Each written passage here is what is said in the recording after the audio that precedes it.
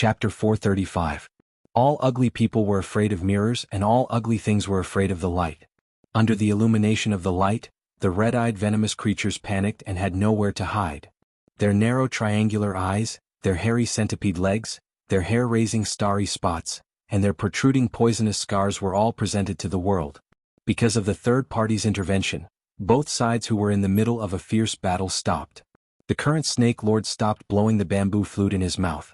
The sound of the flute dissipated, and the venomous creatures lost control and immediately fled in all directions. The black-robed man also stopped attacking and turned to look at the white-robed man standing next to the carriage. "Who are you?" "By Shio of Swallow Dock." The white-robed man replied.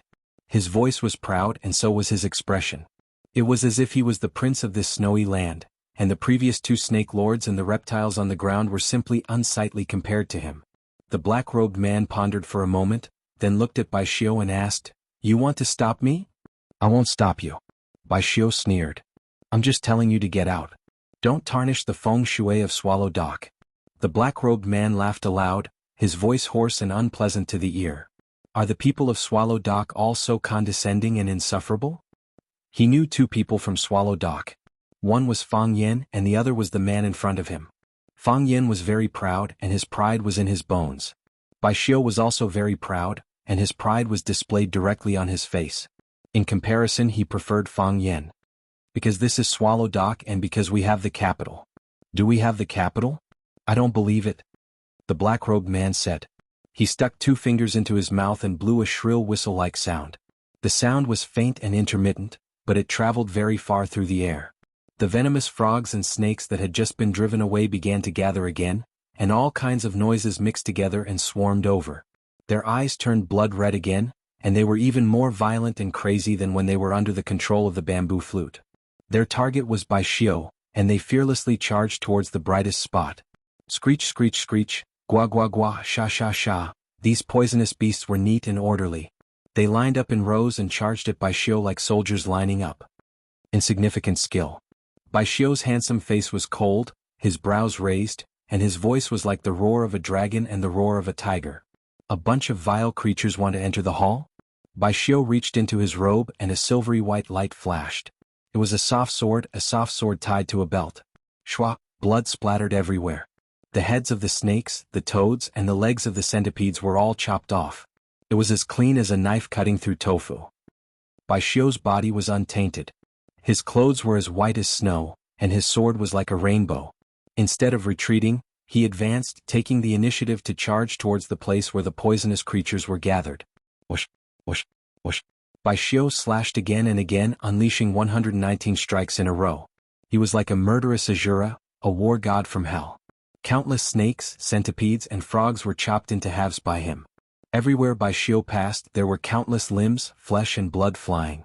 Behind him, a path paved with blood and severed limbs was carved out. The white snow was melted by the hot blood, and the ground was dyed red.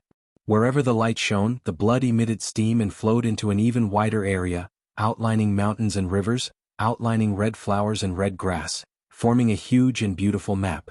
At first, the poisonous creatures desperately attacked Bai Shio. After Bai Shio chopped off batch after batch of poisonous creatures like he was chopping chives with a knife, the blood of their companions burned their bodies, and the corpses of their companions stimulated their eyes. The poisonous creatures finally regained consciousness. They understood fear. They understood escape. They no longer approached, and some of the more clever and timid ones even turned around and crawled away. The black-robed man whistled even harder, but the troops he chased away were still defeated. Some of the creatures with low intelligence tried to attack Bai Shio again, only to be killed by his sword. Even more poisonous creatures were still fleeing, and soon the black-robed man had no more soldiers to use. Bai Shio single-handedly cut through the Snake Lord's army of several hundred soldiers, remaining invincible. Bai Shio sheathed his sword and stood straight, staring at the black-robed man with disdain, saying, "These are the weakest monsters? If that's all there is to it, then I'll have to make you stay. Swallow Dock isn't a place that anyone can come to no matter what. I have to warn those who come later." The black-robed man stopped whistling and looked at Bai Shio. "You're not bad. You're as good as Fang Yen. You do have the right to be proud." Bai Shio frowned, not liking the black-robed man's words, replying, "He and I are not the same kind of person. If you're not the same kind of person, why are you still helping him?" I'm not helping him. I'm helping Swallow Dock, Bai Xiu replied. Anyone from Swallow Dock who saw this would either chase you away or stay behind. Swallow Dock is our Swallow Dock, how could we allow a barbarian to sully it? Do you know why I'm called the Snake Lord? Bai Xiu sneered, saying, Snake Lord, you really know how to flatter yourselves? You're just a monster who spends all day rolling around with a few poisonous snakes and insects, and you still have the nerve to call yourself a king. After a pause, Bai Xiu looked at the black-robed man's withered eye socket that had been dug out, saying, You're not a snake lord, you can only be called a snake slave, right? You're just a monster who kills for others. The black-robed man's expression became ferocious, saying, Killing is but a matter of nodding one's head to the ground to humiliate one to this extent. Then let's fight to the death. The snake lord was indeed a snake slave. But to go from a noble snake lord to a slave without freedom and thought was a great humiliation to them. He could say that he was a snake slave, but he hated others calling him a snake slave. Just like how a person could say that they were fat and ugly, but they didn't like others saying that they were fat and ugly. Bai Xiu's words struck the heart, thoroughly enraging the black-robed man. Even the current snake lord's face was flushed, his expression ashamed and resentful, wanting to rush over and fight Bai Xiu several times. He was also a snake slave even if he and his master had different masters. But this didn't change the fact that he was a snake slave. The black-robed man spread his hands, his black robe fluttering, like a bat about to spread its wings and fly. A dozen or so tiny red snakes the size of a pinky shot out from the black robe, splitting into 4 directions and attacking Bai Xiu. The black robe shook again, and another white snake with a horn on its head jumped onto the ground. Its 2 tiny antennae looked around, then began to move towards Bai Xiu. The speed at which it moved was very slow, as if it was worried that Bai Xiu would stomp it to death. The dozen or so red snakes circled around Bai Xiu like a dozen mice, their speed getting faster and faster, forming an illusory red line. Only when the long-horned white snake saw that Bai Xiu was surrounded by its companions did it move a few steps closer to Bai Xiu. But it still refused to approach. Bai Xiu held his sword with one hand, standing in place without moving. The white snake's antennae swayed, its mouth emitting a hurried chirp sound. Whoosh! The red line was cut, and a red snake suddenly leaped up, pouncing towards Bai Xiu's neck from behind. The other dozen or so red snakes leaped up at the same time, flying towards Bai Xiu from all directions. Front, back, left, right, head, calf, crotch, every important part of his body was coveted by a red snake. Pooh! The dozen or so venomous snakes spat out red venom at the same time. The venom spread out, forming a giant poisonous web. These red snakes were known as life snakes, raised by poisonous blood since childhood, and were the life-saving venomous snakes raised by every snake monarch. They didn't grow in size, only venom. As their bodies became redder, the venom became thicker and thicker. When all these little snakes turned red, the venom became the purest form of poison. It could corrode clothes and skin, injure flesh and bones. Bai Xiu's body spun, the long sword in his hand dancing in an airtight dance. Whoosh whoosh whoosh whoosh. One by one the red snakes were cut in half, and the bright red venom sprayed out even more wildly. At the same time the long-horned white snake also moved. Its body was full of fat, but its speed was incomparably fast. Its crawling posture made it look like a meaty ball charging towards Bai Xiu, chirping as it ran. Boom! The long-horned white snake actually exploded, and the countless white fluids and organs in its body shot towards Bai Xiu. This was an explosive snake. It used its own body to destroy its prey, allowing its master to become the final winner. Explosive snakes could only be used once in their lives, and usually they were fed on food which resulted in their fat body. This kind of attack was truly impossible to defend against. Whoosh! When Bai Xiu finished his last slash and the last red snake was cut in half, Bai Xiu's body finally stopped spinning. He frowned as he looked at the piece of flesh on his arm that was rotting at a visible rate. His long sword slashed horizontally, and the rotten flesh was instantly dug out. The rotten flesh fell to the ground, but it continued to rot until the bright red flesh turned into a charcoal black. Bai Xiu glanced at his arm, extremely dissatisfied with the black-robed man. He took out a bottle of white powder and poured it on the hole on his arm, then took out a clean handkerchief and carefully bandaged it.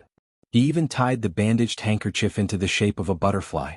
He took off the white robe that had a few holes on it as he didn't like old or dirty clothes. Right now he was also a bit dissatisfied with his own body, coldly saying, "Just now I wanted to keep you here for Swallow Fort, but now I want to keep you here for myself. A hole on my arm, she probably won't like it." Chapter 436. Bai Xiu was a perfectionist. He didn't like things that weren't perfect.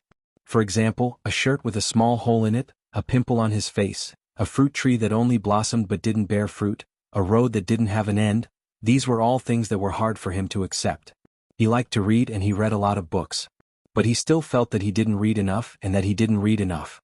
So he was still reading more and more books and reading more and more books. On his way back he encountered two people fighting, and because of a black-robed man he had a piece of his flesh cut off.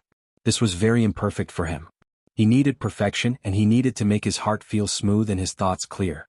So he decided to kill the black-robed man. Bai Xiu held the long sword in his hand, and walked towards the black-robed man step by step. He looked very relaxed as if he was going to kill a chicken or a rabbit. With a leap he floated up into the air. The long sword in his hand was raised high above his head, and he slashed at the black-robed man's head. Whoosh! The soft sword was infused with qi, and the sword let out a sound like a dragon's roar. The long sword swung and its momentum was majestic. The black-robed man didn't dare to take it head-on. His black robe shook, and a poisonous white smoke sprayed out to conceal himself. At the same time he retreated. Bai Xiu held his breath, and his body changed directions in the air, avoiding the attack of the white smoke.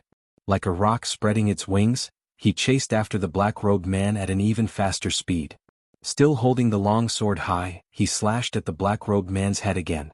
It looked like this guy had obsessive-compulsive disorder. If he said he wanted to slash someone's head, he would do it. He couldn't stab the chest, couldn't chop off an arm, and couldn't stab an eye. He had to split the head in half. The black-robed man was still retreating. The tip of his foot touched the ground, and his body was already flying backward. The black robe fluttered in the wind, like a gliding bat with its wings spread. Whoosh whoosh. The long sword in Bai Xiu's hand swung twice in the air, and after using the force of the sword to adjust his posture, he once again slashed at the black-robed man's head. The first spurt of energy, the second decline, and the third exhaustion. After 3 consecutive strikes he should have lost his will to fight. However, Bai Xiu was completely unaffected by this kind of common sense. Each sword strike was fiercer than the one before, and each sword strike was drier than the one before, and each sword strike was faster than the one before. The Thousand Leaves Army sword was a dangerous move. Every strike was tricky and dangerous. Every strike was unexpected. Every strike was like a clap of thunder. Bai Xiu's sword was upright and upright, radiating boundless light. Nothing fancy, nothing complicated, nothing strange, and nothing showy. A straight stab or a high slash would increase the pressure on the opponent, making it difficult for them to parry. A heavy sword without a sharp edge, great skill without skill. Bai Xiu's swordsmanship had already reached a higher level, and he could be said to be a master of his generation. His body was like a swimming dragon, and his sword was like a rainbow. He went straight for the black-robed man. The black-robed man couldn't dodge in time. Just as the sword was about to strike his head, the robe on his body suddenly puffed up. Black Robe took the initiative to greet Bai Xiu's long sword, blocking Bai Xiu's line of sight. Hiss! The long sword struck the black robe, splitting it in half. The black-robed man used the black robe to use the golden silkworm shedding its carapace. While the black robe was holding Bai Xiu back, he had already pounced on Bai Xiu from the side. He wore a copper claw on his right hand. The surface of the claw was dark blue. It was obvious that it had been soaked in venom for many years. The claw reached for Bai Xiu's back, determined to tear a piece of flesh from his body. Bai Xiu had just split open the black robe. He was at the moment when he had used up all his strength. Whether it was changing his move or turning around, it was extremely difficult. Bai Xiu did not change his move. He still maintained the posture of holding the sword with both hands and slashing down. The black-robed man's speed increased. The copper claw in his hand was already about to touch the flesh on Bai Xiu's neck. A sinister smile appeared on his face.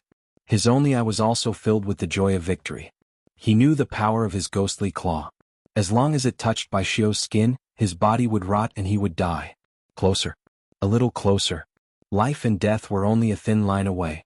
Bai Xiu's body was falling, and the black-robed man's body was also falling. Plop. Bai Xiu and the black-robed man landed on the snowy ground at the same time. Their shoes made crunching sounds as they stepped on the deep snow. Bai Xiu maintained the posture of holding the sword, his back facing the black-robed man. The black-robed man stood behind Bai Xiu, pain and confusion in his eyes. How could this be? How could this be? He had clearly won. The ghostly claw in his hand was about to tear off a piece of flesh from his neck. As long as his ghostly claw touched his body, he would be able to tear off a piece of flesh from his neck. Then that piece of flesh would rapidly rot.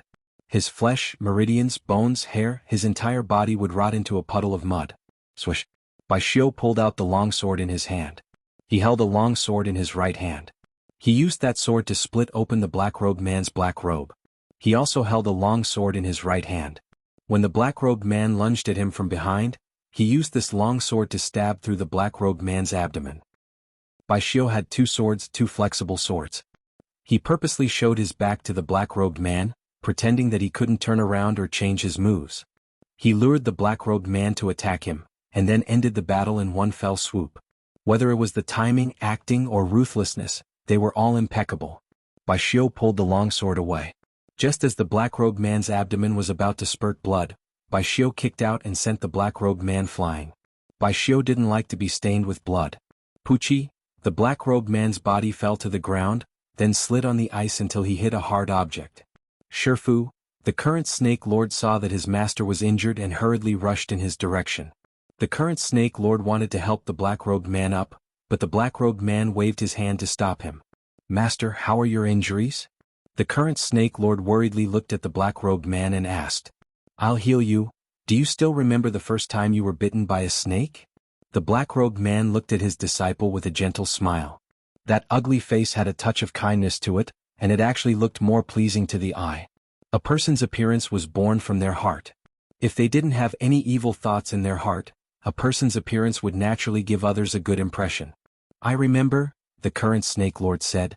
He and his sister followed the black-robed man back. In a rundown courtyard, he saw so many snakes for the first time. There were snakes crawling on the ground, standing on the walls, coiling on the trees, and even the wooden door was covered with snakes. The door didn't have a lock, and this kind of courtyard didn't need a lock. No one dared to walk into a snake's nest. He and his sister were terrified. When they turned around to run, a green-eyed snake fell on his head. He was about to open his mouth to scream, but the green-eyed snake bit his lips. That was the first time he was bitten by a snake. From then on, he formed a lifelong bond with these cute and cold animals. "Before I brought you back, I didn't want you to raise snakes with me. I wanted you to stay at my place for one night and send you away the next day. Do you still remember how you reacted after being bitten by a snake? You grabbed the snake and held it in your hand, carefully looking at it. Your eyes looked at it curiously, and it also looked at you curiously. At that time, I knew that you were the same kind of person as us." The black-robed man recounted the past that had already been buried in the river of memories. "That's why I kept you here. I taught you how to raise snakes, how to get close to snakes, how to control snakes, and how to fight snakes. You were naturally close to those snakes, and those snakes never rejected you. You performed very well, and in many ways you were even better than me as a teacher. But he found us and asked me to work for them to become his snake slave. If I didn't agree, he would kill all of us, including you and your sister. I agreed, dug out my own snake's eye and gave it to him, turning myself into a mindless killer." The black-robed man chuckled and said, "Isn't this what we're good at? These years I've killed many people and done many evil deeds. I'm tired and annoyed. When will it end?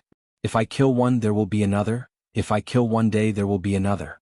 As long as I don't die, I will continue to kill, continue to commit evil deeds. Most importantly, I don't know who I will kill next, good or bad, men or women, even the elderly and children. I don't know them and they don't know me. I've killed so many that I've become numb. Teacher, who is it? Who are they? Were you a snake slave? Who came to find you?" "They also didn't come to find you?" The black-robed man spoke with a sorrowful voice. "This is the nightmare of us snake lords, a punishment. We have harmed many people, so there will be even more vicious people to punish us. They used your and your sister's lives to force me to work for them. Then when you grew up, they used your sister's life to force you to work for them. As long as our snake lord bloodline continues, they will have generations after generations of snake slaves to work for them. We can't resist, we will become their puppets for generations, teacher." The black-robed man gestured for his disciple to take off the demonic claw on his hand and dip his finger in the blood of the wound on his abdomen. Then he placed the blood-stained finger on his disciple's forehead and released an S-shaped snake symbol. The black-robed man grabbed his disciple's hand and spoke with a solemn voice. "I pass the title of Snake Lord to my disciple Mui, to worship the spirit of the snake god, to love the people of our race. May the heavenly god protect our race, to live and die with dignity, to be free for generations to come. Flesh does not rot, snake blood boils." There was a record of the Snake Lord in the 100 Lives Classics. Born in Xiangxi, the king of snakes. The flame of inheritance is passed on, the old dies and the new rises. At this point, the current Snake Lord was officially crowned. Chapter 437. The sky was getting darker and the wind was getting colder and colder. Even the snow that had stopped falling started to flutter again. Fang Yin had never hated winter in Yanjing so much. The car was stuck in the pit. Fang Yin could only run on his feet. The soles of his shoes were already worn out. Only the uppers tied to his ankles were a burden. He had already torn off the 2 rags. Fang Yin stepped on the ice with his bare feet. His bare feet collided with the surface of the ice, making a pa-pa-pa sound. His head was forward and his upper body was slightly bent, maintaining a high-speed charging posture. His face was stiff from the cold wind. His eyes were squinted from the snow. He was burning with anxiety, but his face was cold and calm. This was the most dangerous moment. This was the most important moment. The more dangerous and important it was, the more he couldn't make a single mistake. He ran too fast like a ghost in the wilderness. Screech! Fang Yan's body came to an abrupt stop. Because he was running too fast, his feet spun a circle on the spot to keep his body straight. In front of him stood a man in black with a black mask. "I'm Assassin," the man in black said. Fang Yin didn't say anything and rushed toward the man in black. No one could stop him, be it the Fist King or Assassin Yama or God. He had to save his father. He had to save his father. Unless his father died. Unless he died. The flame was passed on. The old died and the new was established. In other words, only when the old Snake King died would a new Snake King be born. The current Snake King naturally understood this. It was because his master had disappeared for many years that the outside world thought he was dead. That was why he was called Snake King. Of course, it was just a coronation among the people. He didn't get the blessing of the previous Snake King. Now, the black-robed man was dipped in God's blood, drew a snake talisman, and personally passed the position of Snake King to his disciple. This ceremony was simple and important. Master, the current Snake King, the only Snake King, grabbed his master's hand and shouted in a sorrowful voice. "You'll be fine. Nothing will happen to you. When you were not here, I also learned some medical skills and some voodoo. I can help you heal. You won't die. I can't let you die." He took out a bunch of medicine bottles from his pocket, uncorked them, and poured all the red and white powders onto the wound on his master's abdomen. His black clothes had long since been dyed a brownish red. Blood was flowing out of the wound. The Snake Lord waved his hand and said, "I won't die, I just want to put an end to it. Something should have been settled many years ago. But at that time I was still afraid, so I couldn't go that far. Master, you don't need to do anything. Whatever you want to do, I will do it for you. You just need to live a safe and peaceful life," the current Snake Lord said anxiously, like a drowning man grabbing onto the last piece of wood that could save his life. For the black-robed man, the current Snake Lord and his sister were his only family in this world. He had no love, no marriage, and didn't know what Taoism was. He had never experienced being waited for. The only people who had waited for him were the 2 little ones he picked up from the outside. So, when those people used their lives to threaten him, he dug out his own snake eye and gave it to them, using his life's worth to trade with them. He didn't have a family, but he longed for one. He didn't understand emotions, but he gave them his most sincere feelings. For the current Snake Lord, wasn't it the same? His sister was kidnapped, and he originally thought that she was her only family in this world. So he risked his life to kill Fang Yen. After the mission failed, he put down his dignity and personal reputation to negotiate with Fang Yen, begging Fang Yen to give him a chance. He didn't even hesitate to follow his master's old path and become someone else's snake slave. Snake slave, that was such a heavy and humiliating title. He didn't expect that he would eventually encounter such a dilemma. On one side was his master who gave him the snake eye, and on the other side was his master who saved him and taught him how to live. This mission was crueler than ever before. His sister's fate was unknown, and his master was about to leave him. These were the 2 remaining family members of the current Snake Lord in this world. How could the Snake Lord watch his master die without doing anything? The black-robed man climbed up from the ground with difficulty and said with a smile, "You have your own mission. Your mission is to live and save your sister. If one day you 2 get married and have a child, give him to a good family to raise, don't let him follow you to raise snakes. The Snake Lord's bloodline is too cruel." "Master," the black-robed man patted the Snake Lord's shoulder and prepared to leave. Thump, the Snake Lord knelt down. His head hit the ground heavily, and he kowtowed 3 times to the black-robed man. The black-robed man waved his hand and didn't turn around. "Are you leaving?" Bai Xiu stood in front of the black-robed man with his sword and coldly said, "I don't agree. He said he would kill the black-robed man, so he would kill the black-robed man. He must do what he said, even if he only said it to himself in his heart. Perhaps the black-robed man had his own tragic fate, or perhaps he had his own difficulties. But who cared? He ran into Swallow Fort's territory to commit murder and arson. This was a huge crime. He had to make him stay for Swallow Fort. Anyone from Swallow Fort who saw him must think of a way to make him stay. The black-robed man had his own family to protect, while Bai Xiu had his own standpoint to uphold. One in black and one in white, one in the dark and one in the light, they were natural enemies. The black-robed man stopped, looked at the undisguised killing intent in Bai Xiu's eyes and said softly, "I'm already a dying man. If you let me go, perhaps it'll be good for everyone. I'll fulfill a wish and you'll get rid of a problem. For you, a crisis will be averted. For Fang Yan, one less opponent. First of all, your wish is not my wish. Second of all, the crisis you speak of is not a crisis for me. As for whether Fang Yan has one less opponent, that has nothing to do with me. I think he'll be more than happy to kill his enemies himself." Bai Xiu was not moved by the black-robed man. "You can't leave." He was a gentle person on the outside but stubborn on the inside. Once he made up his mind, he would not change it. Except for the one standing in front of him was his mister. His mister. The black-robed man showed a regretful expression, saying, "Why do you think you can definitely make me stay? Just because you stab me with your sword?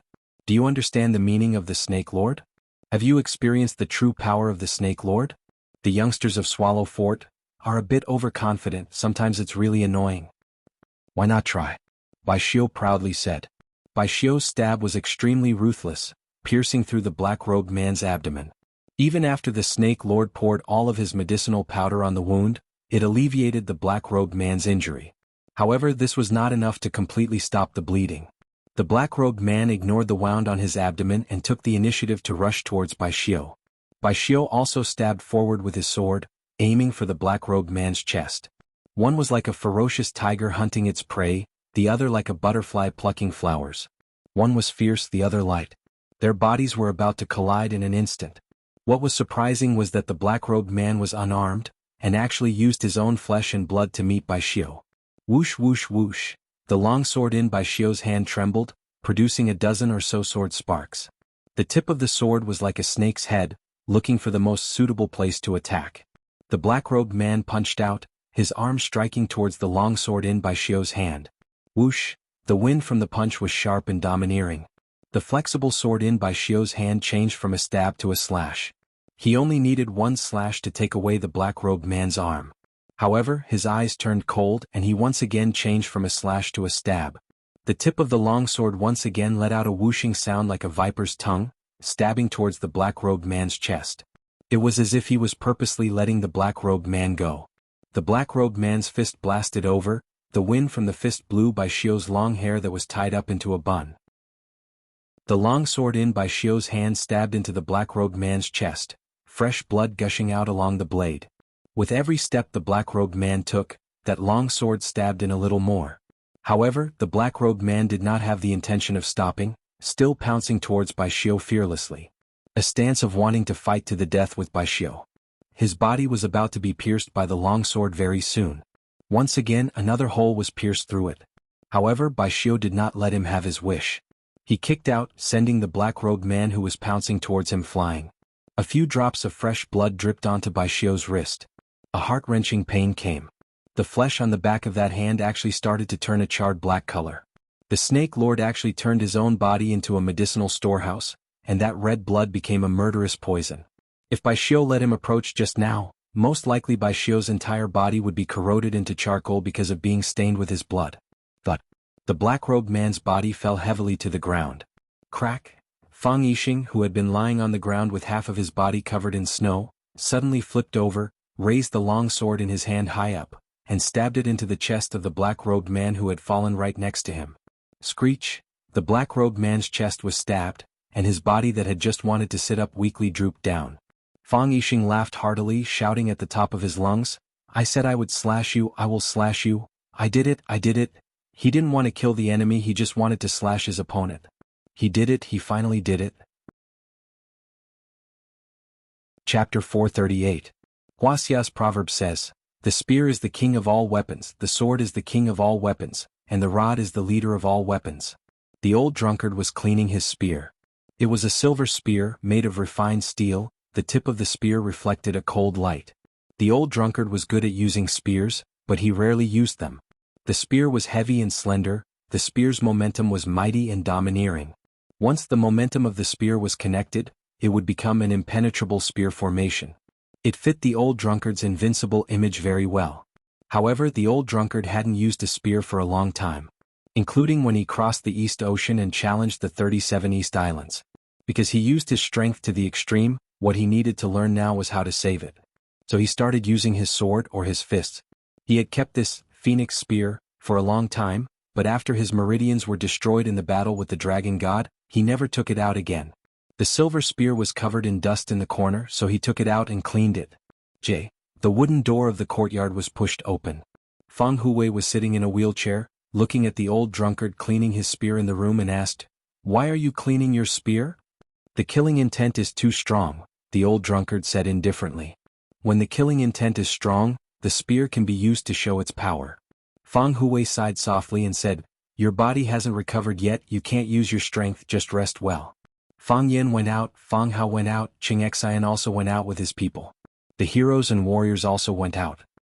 Fang Yin went out, Fang Hao went out, Zhao Qing went out, the heroes and warriors also went out, I can also go out. The old drunkard put the dusty handkerchief into his pocket, stood up with the spear in his hand, and as he passed by Fang Huwei he loudly said, "I'm not going out as Huaxia's azure dragon, I'm going out as a member of the Fang family. I don't have strength but I have martial arts. I don't have martial arts but I have brute force. I kill with blood, cut with knives. That will always be useful." Fang Huwei laughed and said, "Then let's go. I'll recite a poem for you." The old drunkard pushed open the back door of the courtyard and quickly disappeared in the snow. The old wooden door creaked as it was blown open and closed by the wind. Fang Huwei's voice was hoarse and sorrowful as he recited an ancient poem, 10 years Yen Fang drinking the Han River. They were both spinning wheels. "Regret that we met in the past, 3,000 miles away, 3,000 miles away. The heroic spirits of the universe are tranquil and generous, willing to serve in mere ink and brush. The ambition of a man wants a spear and a sword. Drunk in the autumn wind at the Yuan Gate, watching the setting sun and flags set in red. I love the snow on the edge of the clouds, a cold horn, the smooth sand and fine grass, a few points of flying swan." As Fang Huwei chanted, he slapped the handle of the wheelchair with his palm. His eyes passed through the wooden door and the courtyard wall to look into the distance. Fang but he palm he Fang he, but he was of, but he was Yen Fang. And the feelings of the lake and the sea, the friendship of the golden orchids. Don't regret that the jade cup is empty. Of gods. Of. Protect the return of the Fang family's children. Heavenly gods and great immortals, ancestors of the Fang clan, please ensure the return of the Fang clan's youngest daughter. Protect the return of the Fang family's children. Heavenly gods and great immortals, ancestors of the Fang clan, please ensure the return of the Fang clan's youngest daughter. Protect the return of the Fang family's children. Again and again, again and again. Like an old crow cawing, like a cuckoo crying blood. As expected of an assassin. He was very fast. It was so fast that it was unbelievable. The only flaw was that this idiot had chosen the black invisibility cloak for the sake of showing off. Did he not know that on the vast expanse of white snow, black was the most conspicuous color? Fang Yen felt very strange. How did the mastermind find so many experts to attack him? He was just a nobody, was it worth it? He already understood that this was an ambush aimed at him. Their target was not his father, Fang Yixing. Fang Yixing was just a scholar. To them he was just a useless person without any influence or compatibility. Why would they spend so much effort to kill him? Their target was Fang Yen. They wanted to harm Fang Yixing to lure Fang Yen out. To summon him out of Swallow Dock and then carry out a killing spree. Their goal was to kill Fang Yen.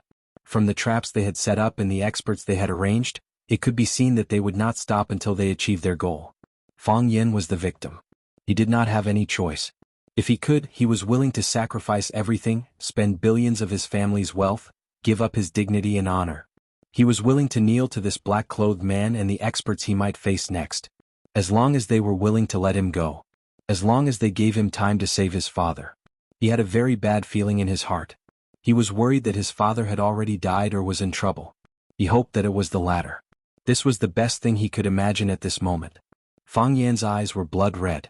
He looked like a poisonous snake whose mind had been taken away by the fighting snake dance. He was so anxious that his face was red and his eyes were bloodshot. The assassin's attack failed again. The scimitar in his hand drooped down. It looked weak. His eyes that were covered by the black gauze were filled with shock and disbelief. There was actually someone who could avoid his cross slash? 1 slash, 10 slashes, 10 slashes. 10 slashes were unleashed in an instant. It sealed off all the routes of attack or retreat. How did he avoid it? He panted lightly. He used a special method to quickly adjust his breathing so that his body was in the best state. After every charge there would be a period of emptiness. He needed to use his strength and fighting spirit to fill up this period of emptiness. Otherwise, it would give the opponent an opportunity to take advantage of him. The assassin rushed out again. He raised the scimitar in his hand high. His body made gaudy and complicated movements in front of Fang Yan. Fang Yan's body rushed forward, straight into the saber array created by his dozens of slashes. When Fang Yan retreated again, the scimitar was in Fang Yan's hand. The saber was not stained with blood. It was as if it had never been used. A thin red line appeared on the assassin's neck. The thin line became thicker and thicker. Then blood spurted out. The assassin's eyes widened. Even now he still did not understand what had happened. What he did not know was that no matter how fast he was, he had to stop in Fang Yan's Tai Chi domain. The disguise he made could not deceive Fang Yan's heart of Tai Chi whether he took the X line or the S line. Fang Yan only needed to find the line between him and himself. Snatch the saber. Go. Just in an instant.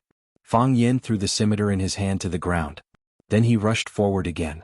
Fang Yixing would not sympathize with the black-robed man.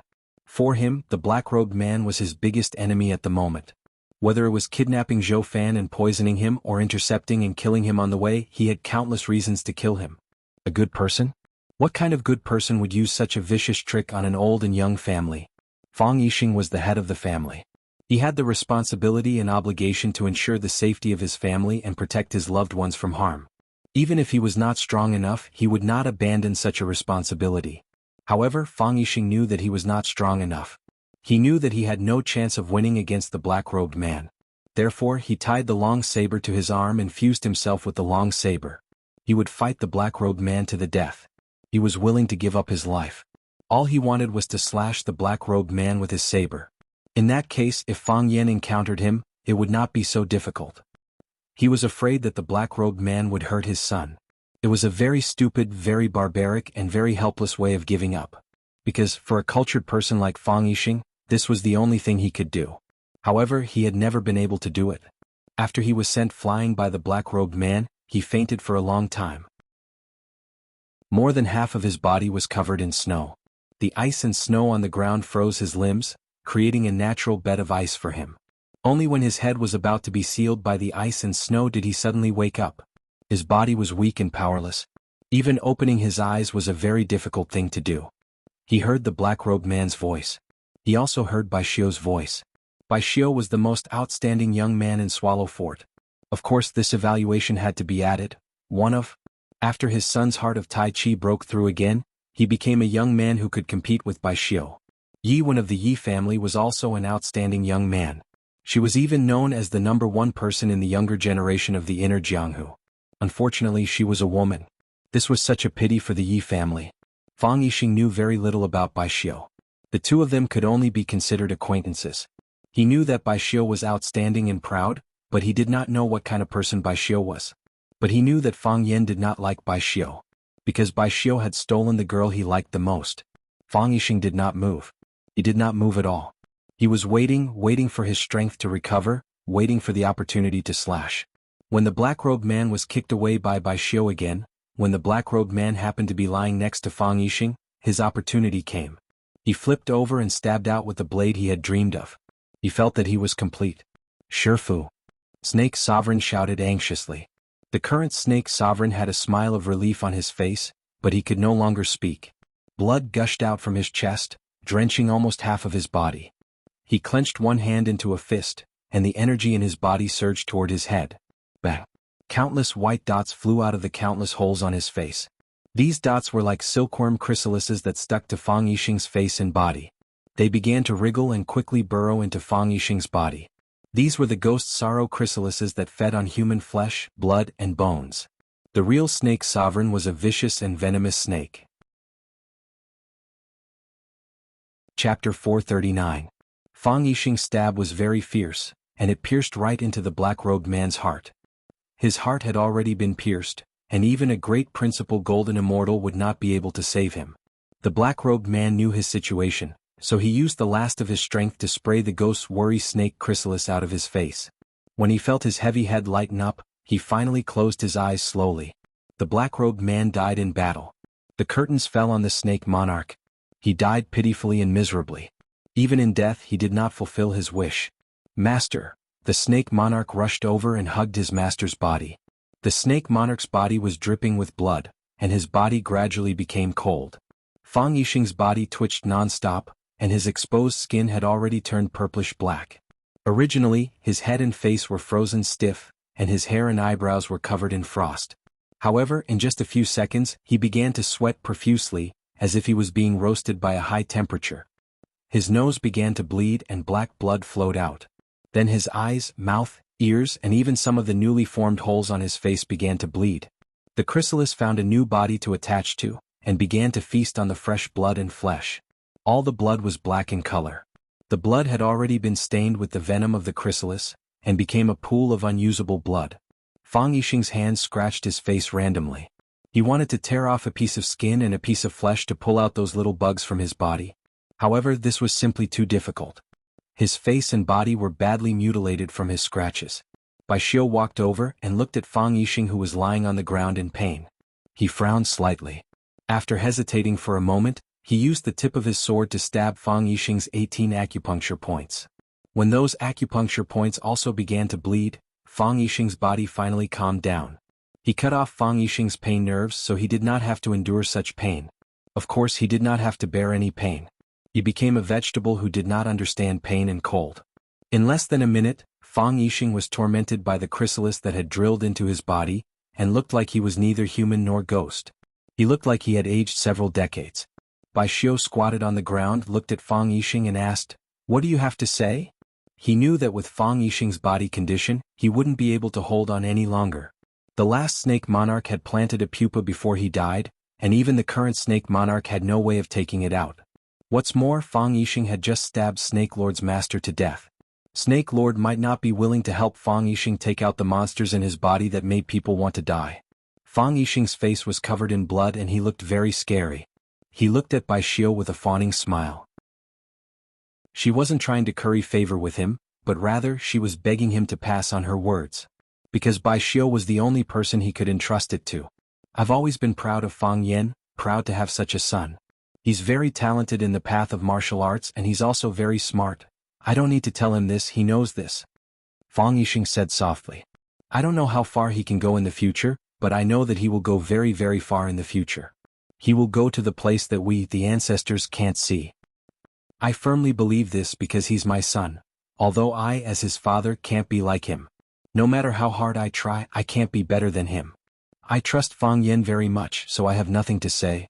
My father only hopes that he can take care of himself, and I know that Fang Yan can take good care of him. I want you to pass on a message to Lu Wan." Fang Yixing's eyes were sad and 2 streaks of bloody tears slid down his cheeks. He said with a sad and regretful voice, "I can't tell her face to face and I can't say it in front of her. I love her.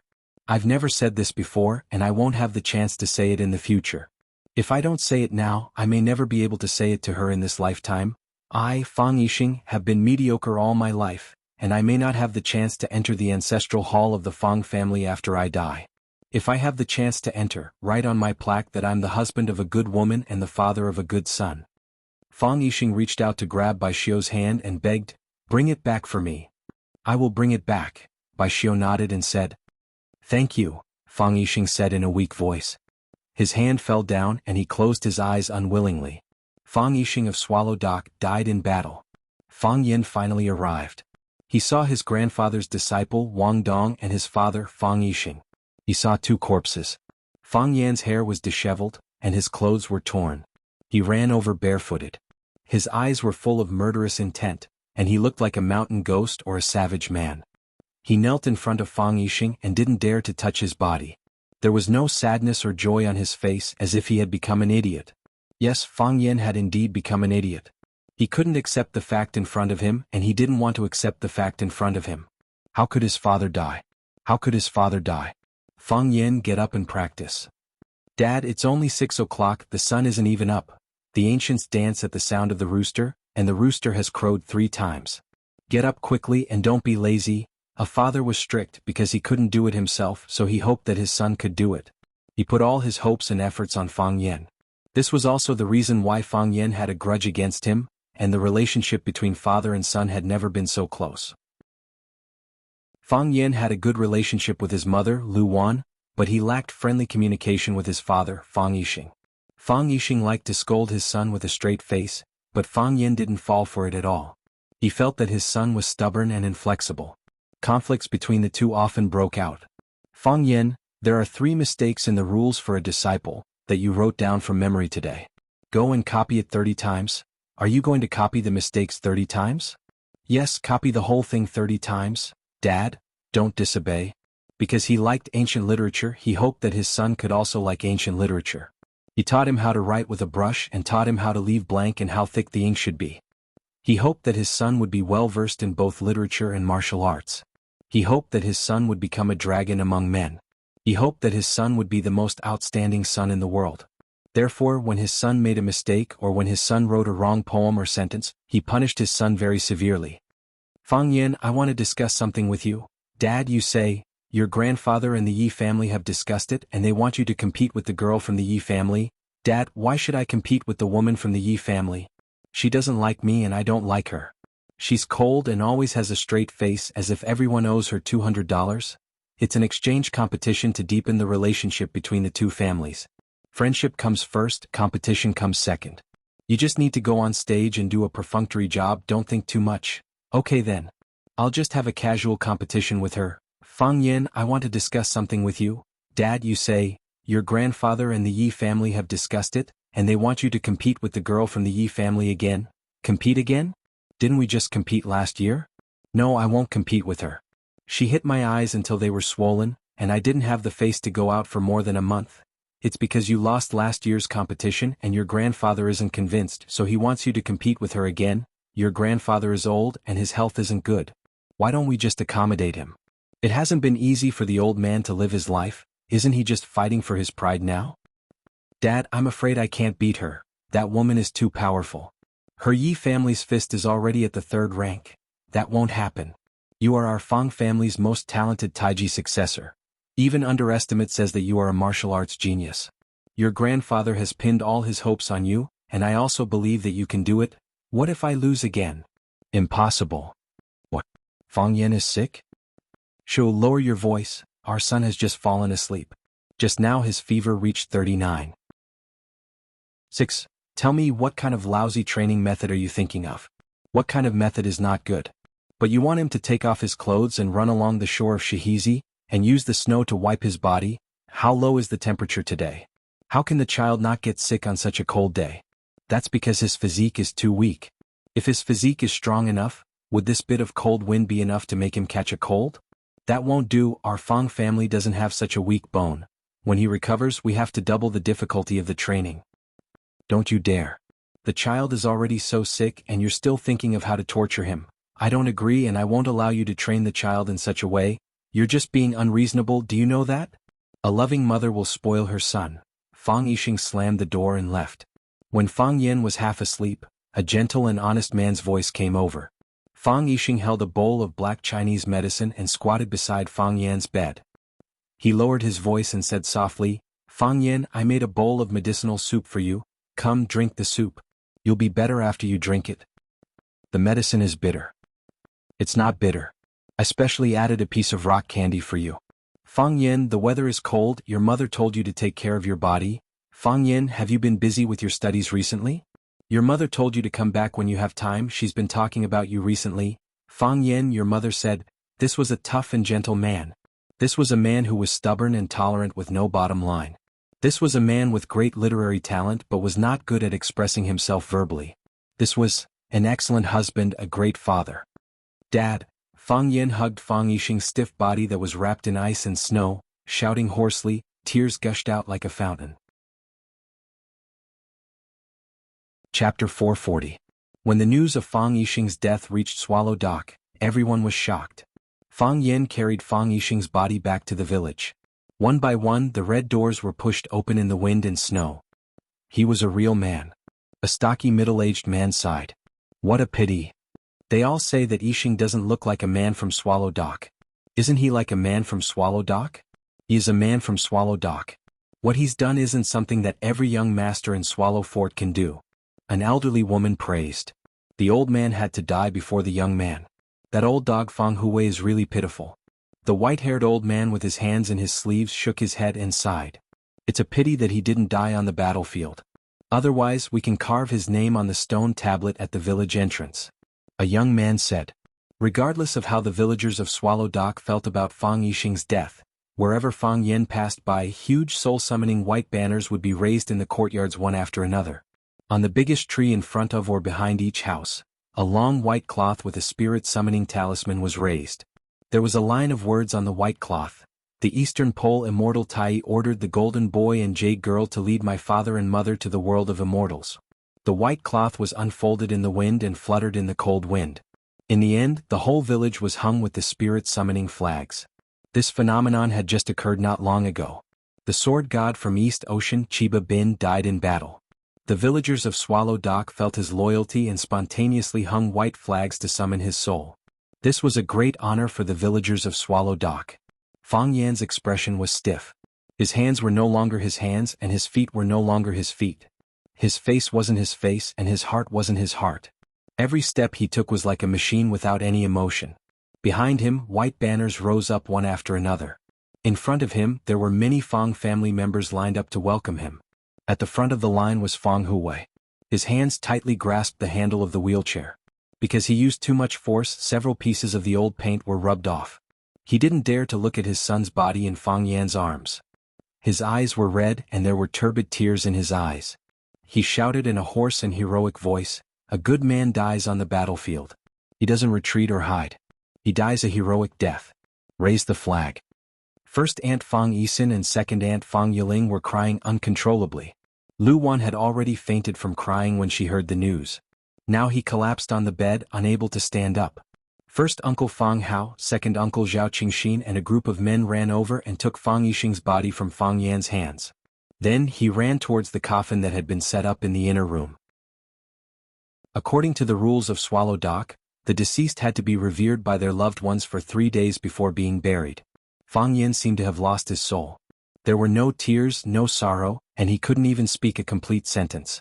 He passed by his grandfather Fang Hui, the weeping women, and his mother's room. Then he came to the mourning hall and knelt in front of the coffin.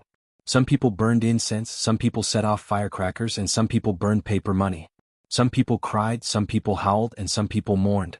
Some people knelt beside Fang Yan, some people comforted Fang Yan to drink water and eat, and some people told Fang Yan to restrain his grief. Fang Yan had long lost his self-awareness. His divine sense had entered another world. He automatically rejected and abandoned everything in this world. In the world he was in, there were only him, Lu Wan, and Fang Yixing and his family of 3. There were scenes of him cheering when Fang Yixing bought him his first bicycle. There were scenes of Fang Yixing correcting his mistakes in the Tang and Song poems. There were also scenes of Fang Yixing angrily whipping Fang Yan because he was lazy in practicing martial arts. He was erudite and had a good memory. His calligraphy and painting were first class.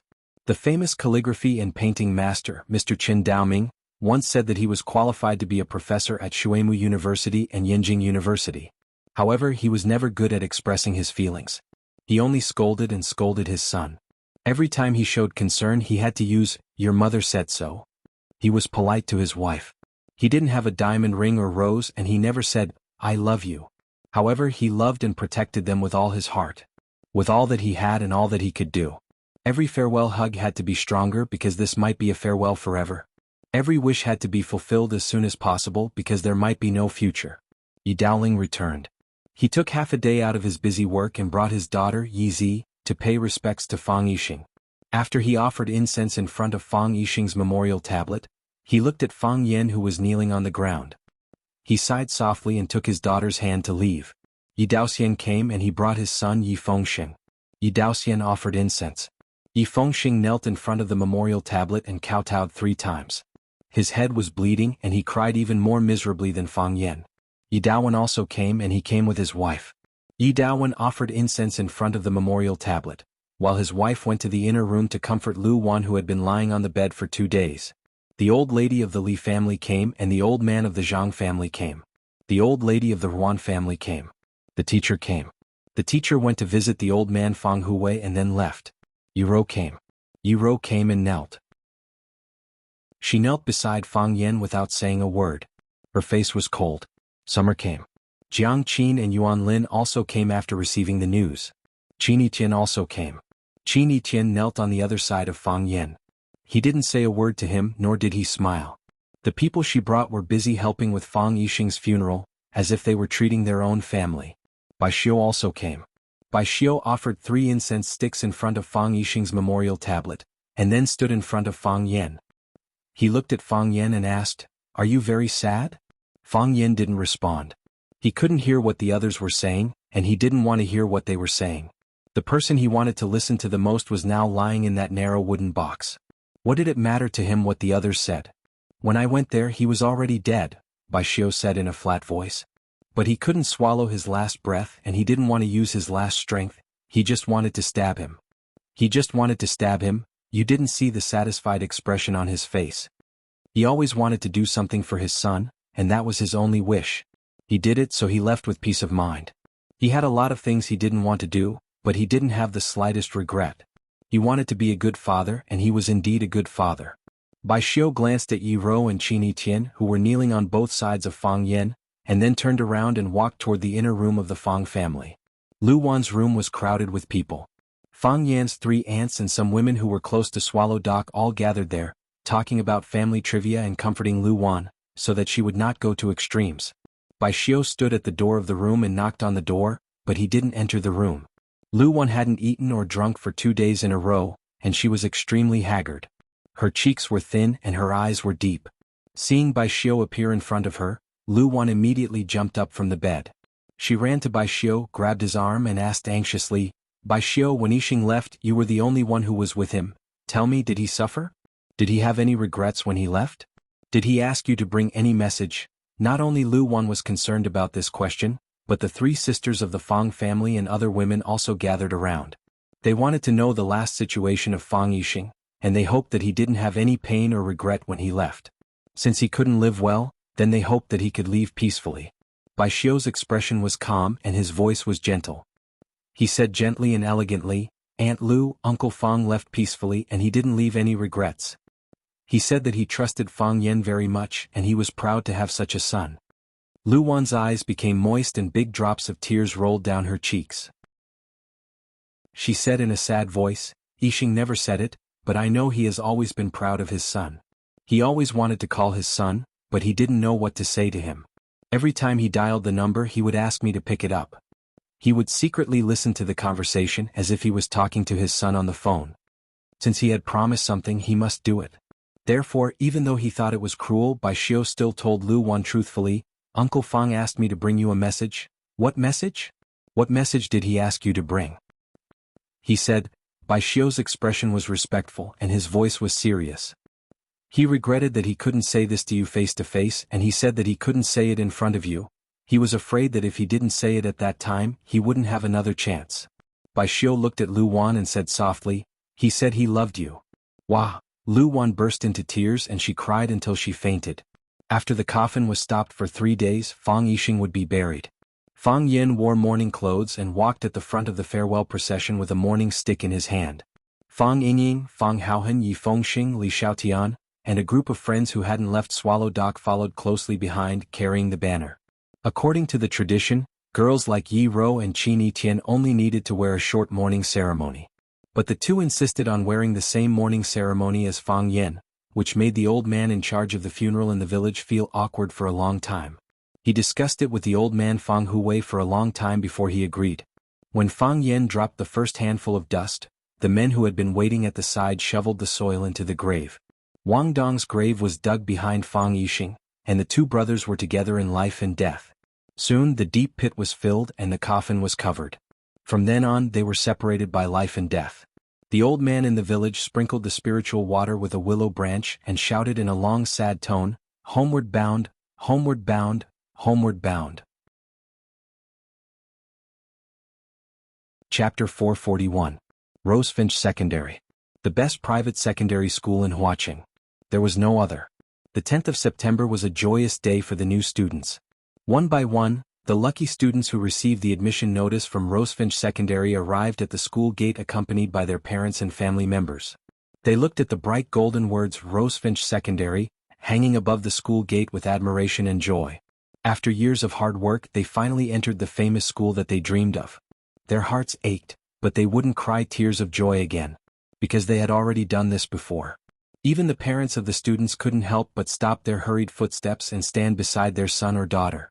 They couldn't help but sigh proudly. It's not easy to enter Rosefinch High School. All the students knew that being able to enter Rosefinch High School was equivalent to having one foot in the door of a university. As for the other foot, it was just a matter of deciding which famous school to enter.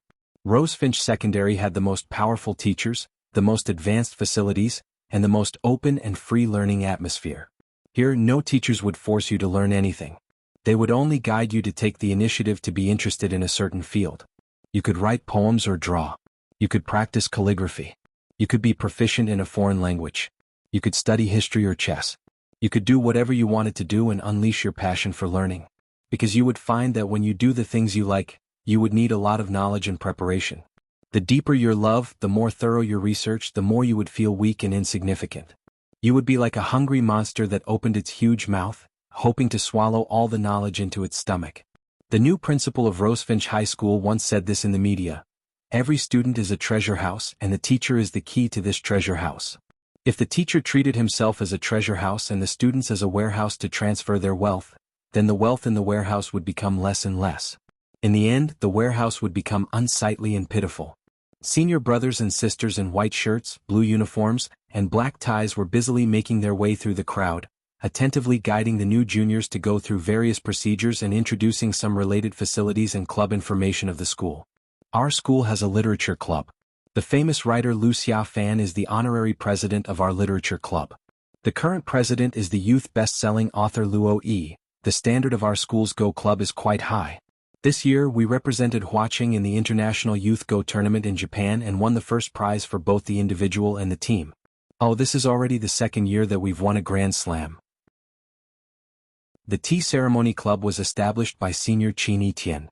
Do you know Senior Qin Etienne? Back then he was a legendary figure in our flower city. What? You guys know Senior Sister Etienne? Anyway, if you like the tea ceremony you can go and sign up.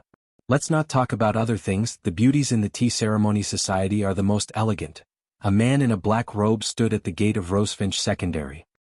He looked at the ancient gate of Rosefinch Secondary in silence. His eyes were clear and pure. It was easy for people to have a good impression of him. But when you looked into his eyes, you would find that the pool was deep and boundless. If you were not careful, you would fall into it and be unable to get out. His chin was clean-shaven. There was only a light green stubble left. His body stood perfectly straight, like a spear that would never bend, like a pine tree that could support the heavens and the earth. This was a very contradictory personality. He had the demeanor of a young man, but he also had the experience of an adult. These two characteristics fused together to form his unique charm. "Hey!" a clear voice called out from behind him. The man in the robe turned around and saw a beautiful girl talking to him. The girl was wearing a set of white sportswear, a pair of white canvas shoes, and a red cap on her head. Her face was rosy, and there were fine beads of sweat on her forehead. She exuded a youthful aura. There was a Hello Kitty suitcase beside her feet. She should be one of the new students who came to Rosefinch Secondary today. "Are you talking to me?" The man in the robe looked around and doubtfully asked. "If I'm not talking to you, who else could it be?" The girl giggled. "There's no one else in front of me. Are you talking to a ghost?" "What's the matter?" The man in the robe silently laughed and asked. "You're so strange," the girl said. "I've been staring at you. You've been staring at the gate of this school. You've been standing here for a while now, not saying a word, not moving at all. What are you thinking about?" "I was also standing here 3 years ago," the man in the robe said. He was also standing here 3 years ago. At the time he was in a good mood and felt refreshed. Being bullied by a violent woman was already a big deal. 3 years later things are still the same, but people have changed. 3 years ago? Ah, you're also a student of Rosefinch Secondary? Then you're my senior. Senior, which university are you studying at right now? I heard that Rosefinch High's university entrance exam results have been quite good these past few years. There was even a class that was 100% accepted into a famous school, shocking the entire education world at the time. The man in the robe lightly shook his head and spoke with a nostalgic tone.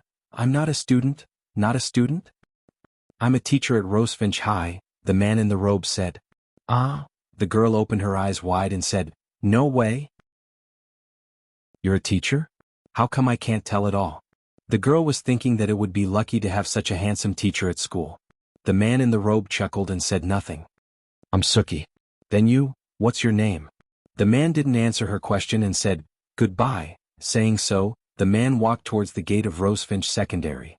How annoying, the girl stomped her foot in annoyance and said, You still haven't told me your name. The old man in the robe didn't hear her complaint because his figure was already far away. In front of the school's security booth, a man in a green security uniform was lecturing a few punks with blonde hair with a serious expression and said, You brats want to break into the school again, don't blame me for not telling you. What is this place? It's a place for students to learn, a place to train talents for the country. You don't study properly, you don't find a good job outside, instead you want to run into the school all day to harm the girls inside. How can you do that? Harm? A blonde with a row of shiny earrings on his right ear sneered and said, I say Baldy, do you know how to talk? I'm here to visit my girlfriend, how am I a harm? We're in love with each other. Do you know what in love with each other is? You don't, right? Look at you, a coward with weeds growing on his head, probably no girl will like you in this lifetime. You call that in love with each other? You pursued Li Jingjing, a second-year student, and she was so scared that she avoided you. Because you guarded the school gate all day, Li Jingjing didn't dare to go home for several days. I say you guys should do some good and let the girls study in peace and not worry about you punks all day, or else I'll send you to the police station. The punks looked at each other and then laughed. Brother Xing, he said he'll send us to the police station. I'm so scared. Police station? What is that place? Have we been there? Is there a buffet inside? Brother Xing likes to visit the police station when he has nothing to do. We're familiar with that place. Baldy, do you want me to take you in for a tour? The man with the earring pointed at Baldy with an arrogant expression and said, I say Baldy, don't blame me Brother Xiaoxing for not giving you face. Since you've said it, then send me to the police station. If I beg you for mercy, you'll be my biological father. Baldy was so angry that his face turned red, and his body trembled. He pulled out the baton at his waist and said angrily, I'm telling you, as long as I, Baldy, guard the school gate, you hooligans won't be able to step into the school gate. I can't go in even if you guard the school gate, but you can't do anything outside the school, right? Is it illegal for me to pursue a girl outside the school? I don't care if it's inside or outside the school, I won't allow you to bully the students of our school, or else I'll call the police and arrest all of you. Who do you think you are? You're just the school's security captain, not Huaqing's police chief. Damn Baldy, you can't control me. Before the earring man's voice died away, his body had already left the ground. He wanted to speak, but he found that the back of his neck was being strangled. He couldn't struggle, couldn't speak, and even had difficulty breathing. His lackeys saw that their big brother was being humiliated, and immediately rushed toward their target. Bang! The first hooligan who rushed up was kicked away. He was flying freely in the air, and it seemed that he wouldn't land for a while. Crack! The second hooligan who rushed up was punched in the nose, and the sound of his nose breaking was sharp and ear-piercing. Pop! The third hooligan who rushed halfway wanted to turn around and run away, but his butt was kicked. His body rolled on the ground, and then he fell to the ground in an extremely embarrassing manner. The other hooligans were silent, and their faces were full of fear. They stood still and didn't dare to move. The man in the robe pulled out the little black tie from the earring man's neck, and skillfully tied his hands and feet with the bundling technique, making him look like a dumpling. Then he carried the big dumpling and hung it on the old locust tree at the entrance of the conservative pavilion, and said, Hang it here, is the tree okay? He was afraid that the old locust tree couldn't bear the weight of the earring man's body, and the trunk would be crushed. Baldy's eyes were red, and he rushed up to pull the arm of the man in the robe and said in a choked voice, Fang Yin, you're finally back. Chapter 442. The guy you hung on the tree is called Li Xiaoxing. He's a famous gangster in this area. He's always around the school. Recently, he's been pursuing a girl called Li Jingjing. That girl is very afraid of him. She's too scared to go out. Baldy didn't know where he learned this bad habit of grabbing someone's sleeve and not letting go. It was as if he was afraid that Fang Yen would disappear again if he let go. With me, Baldy, there's no way he can enter our school. But it's not good for them to keep guarding outside the school. I can take care of the school, but who can take care of the things outside the school? Call the police. It's useless. That guy is a habitual offender. He's been in and out of the police station several times. He didn't do anything serious. The police can't do anything to him. A red light flashed in Fang Yan's eyes, but he didn't respond to Baldy's question. Principal's office. Zhong Dei placed a cup of hot tea in front of Fang Yan. He then sat on the sofa opposite him and looked at him seriously. After a long silence, he said with a sigh, Fang Yan, it's been 3 years. We've been waiting for you for 3 years. You're finally back. Fang Yixing died in battle. Fang Yan stayed in Swallow Dock to mourn for 3 years. 3 years had changed too many people and too many things had happened. The old principal of Rosefinch Secondary, Zhang Xiaofeng, retired. Before he retired, he invited the former principal of Ivy League School, Zhong Dei, to be the new principal of Rosefinch according to the agreement he made with Fang Yan. Zhong Dei was indeed a famous madman principal in Huaqing's education circle. After he came to Rosefinch, he carried out bold and decisive reforms. The good ones were promoted and the bad ones were cut down. He handed in a beautiful answer sheet in the shortest time possible. The teachers and students of Rosefinch, who were originally dissatisfied or hostile towards him, looked at him in a new light. Rosefinch High School's performance over the past 3 years had been outstanding in Huaqing's education circle. Regardless of whether it was its results or its reputation, it had become the private high school of choice for Huaqing students. There were even many parents who traveled a great distance to ask for their children's education. In the past, I never had the chance to talk to him properly, so I spent 3 years by his side. Fang Yan's voice was calm and gentle, and there was no emotion on his face. However, there was still a trace of sorrow in his eyes that was difficult to dissolve. I talked a great deal to him and heard him talk a great deal to me. I felt I understood him better. She wanted to know what kind of person he was. Isn't it too slow and cruel for you to only understand what kind of person the most important person in your life is? Zhong Dei sighed softly and said, regarding your father's matter, I also feel very sorry in my heart. Filial piety is the way of human relationships. I can't blame you for doing something wrong. But you have to know that there are many students waiting for you here. They waited for you for 1 day, 2 days, 3 days. They waited for you for 1 year, 2 years, 3 years. They asked the school countless times, why didn't Mr. Fang come back? Why didn't Mr. Fang come back? They couldn't get through to your phone and they didn't have your contact information, so they could only ask the school again and again. They waited from the first year to the second year and from the second year to the third year. In the end, they didn't manage to wait for you. This year, they all took the exam. Except for Qin Etian, who didn't participate in the exam, the entire class of 40 students were all admitted to famous universities in various fields. They became the college entrance examination legends of our Huaqing's education circle, or rather, the entire Huaxia's education circle. Zhong Dei revealed an excited expression and said, to us educators, this is such a good group of students. Unfortunately, your teacher-student relationship is still too short. If you could take care of them for 3 years and personally send them to the examination hall, what kind of ability would they display? What kind of people would they become? How many writers would there be? How many philosophers would there be? How many mathematicians or calligraphers would there be? Fang Yan chuckled and said, when I wasn't there, they still did very well in the exam. The master leads the way, but cultivation is up to the individual. I told them how to study and I drew out their passion for knowledge. They could still do very well without me. When you weren't there, they were all suppressing a certain energy in their hearts. Zhong Dei shook his head and said, I've seen your file. You didn't stay in Rosefinch for a long time, but you are indeed a very talented teacher. Your scenario simulation method is very effective, and now I've already promoted it to the whole school in Rosefinch. Other schools also come to us to secretly learn from you. I'm very happy that you can come back. What are your plans? Today is the day for new students to enter the school, and another batch of students entered Rosefinch to further their studies. I'll give you a class? Or 2. Fang Yan rejected and said, I don't want to be a teacher anymore. You don't want to be a teacher anymore? Then what do you want to do? Zhong Dei looked at Fang Yan with a puzzled expression and said, Fang Yan, I Zhong Dei rarely admire people, but I have to admit that you do have a lot of ideas in teaching and educating people. I'm far inferior to you in this aspect. Be a teacher and train a few more outstanding students for our Rosefinch, okay? I'll be a security guard, Fang Yen said. Fang Yen walked out of the headmaster's office. Baldy, who sent him here, was still guarding the entrance of the administrative building. Seeing Fang Yen come out, Baldy hurriedly greeted him and reached out to hold Fang Yen's arm, but Fang Yen avoided it without leaving a trace. Baldy looked at Fang Yen, grinned and laughed and said, "Have you talked to Headmaster Zhong? Which class are you going to teach? But if I were Headmaster Zhong, I would definitely arrange a few more classes for you.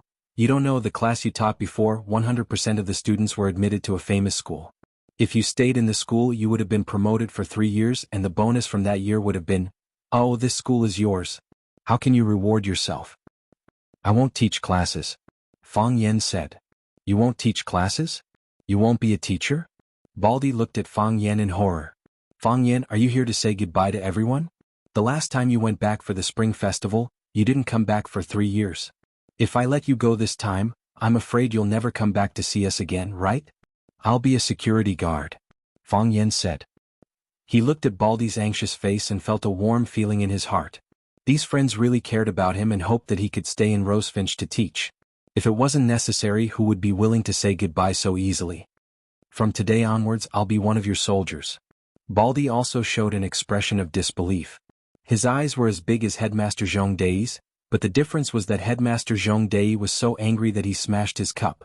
That was his favorite handmade cloisonné cup, and he usually treasured it very much. Fang Yen stood next to the bus stop at the school gate.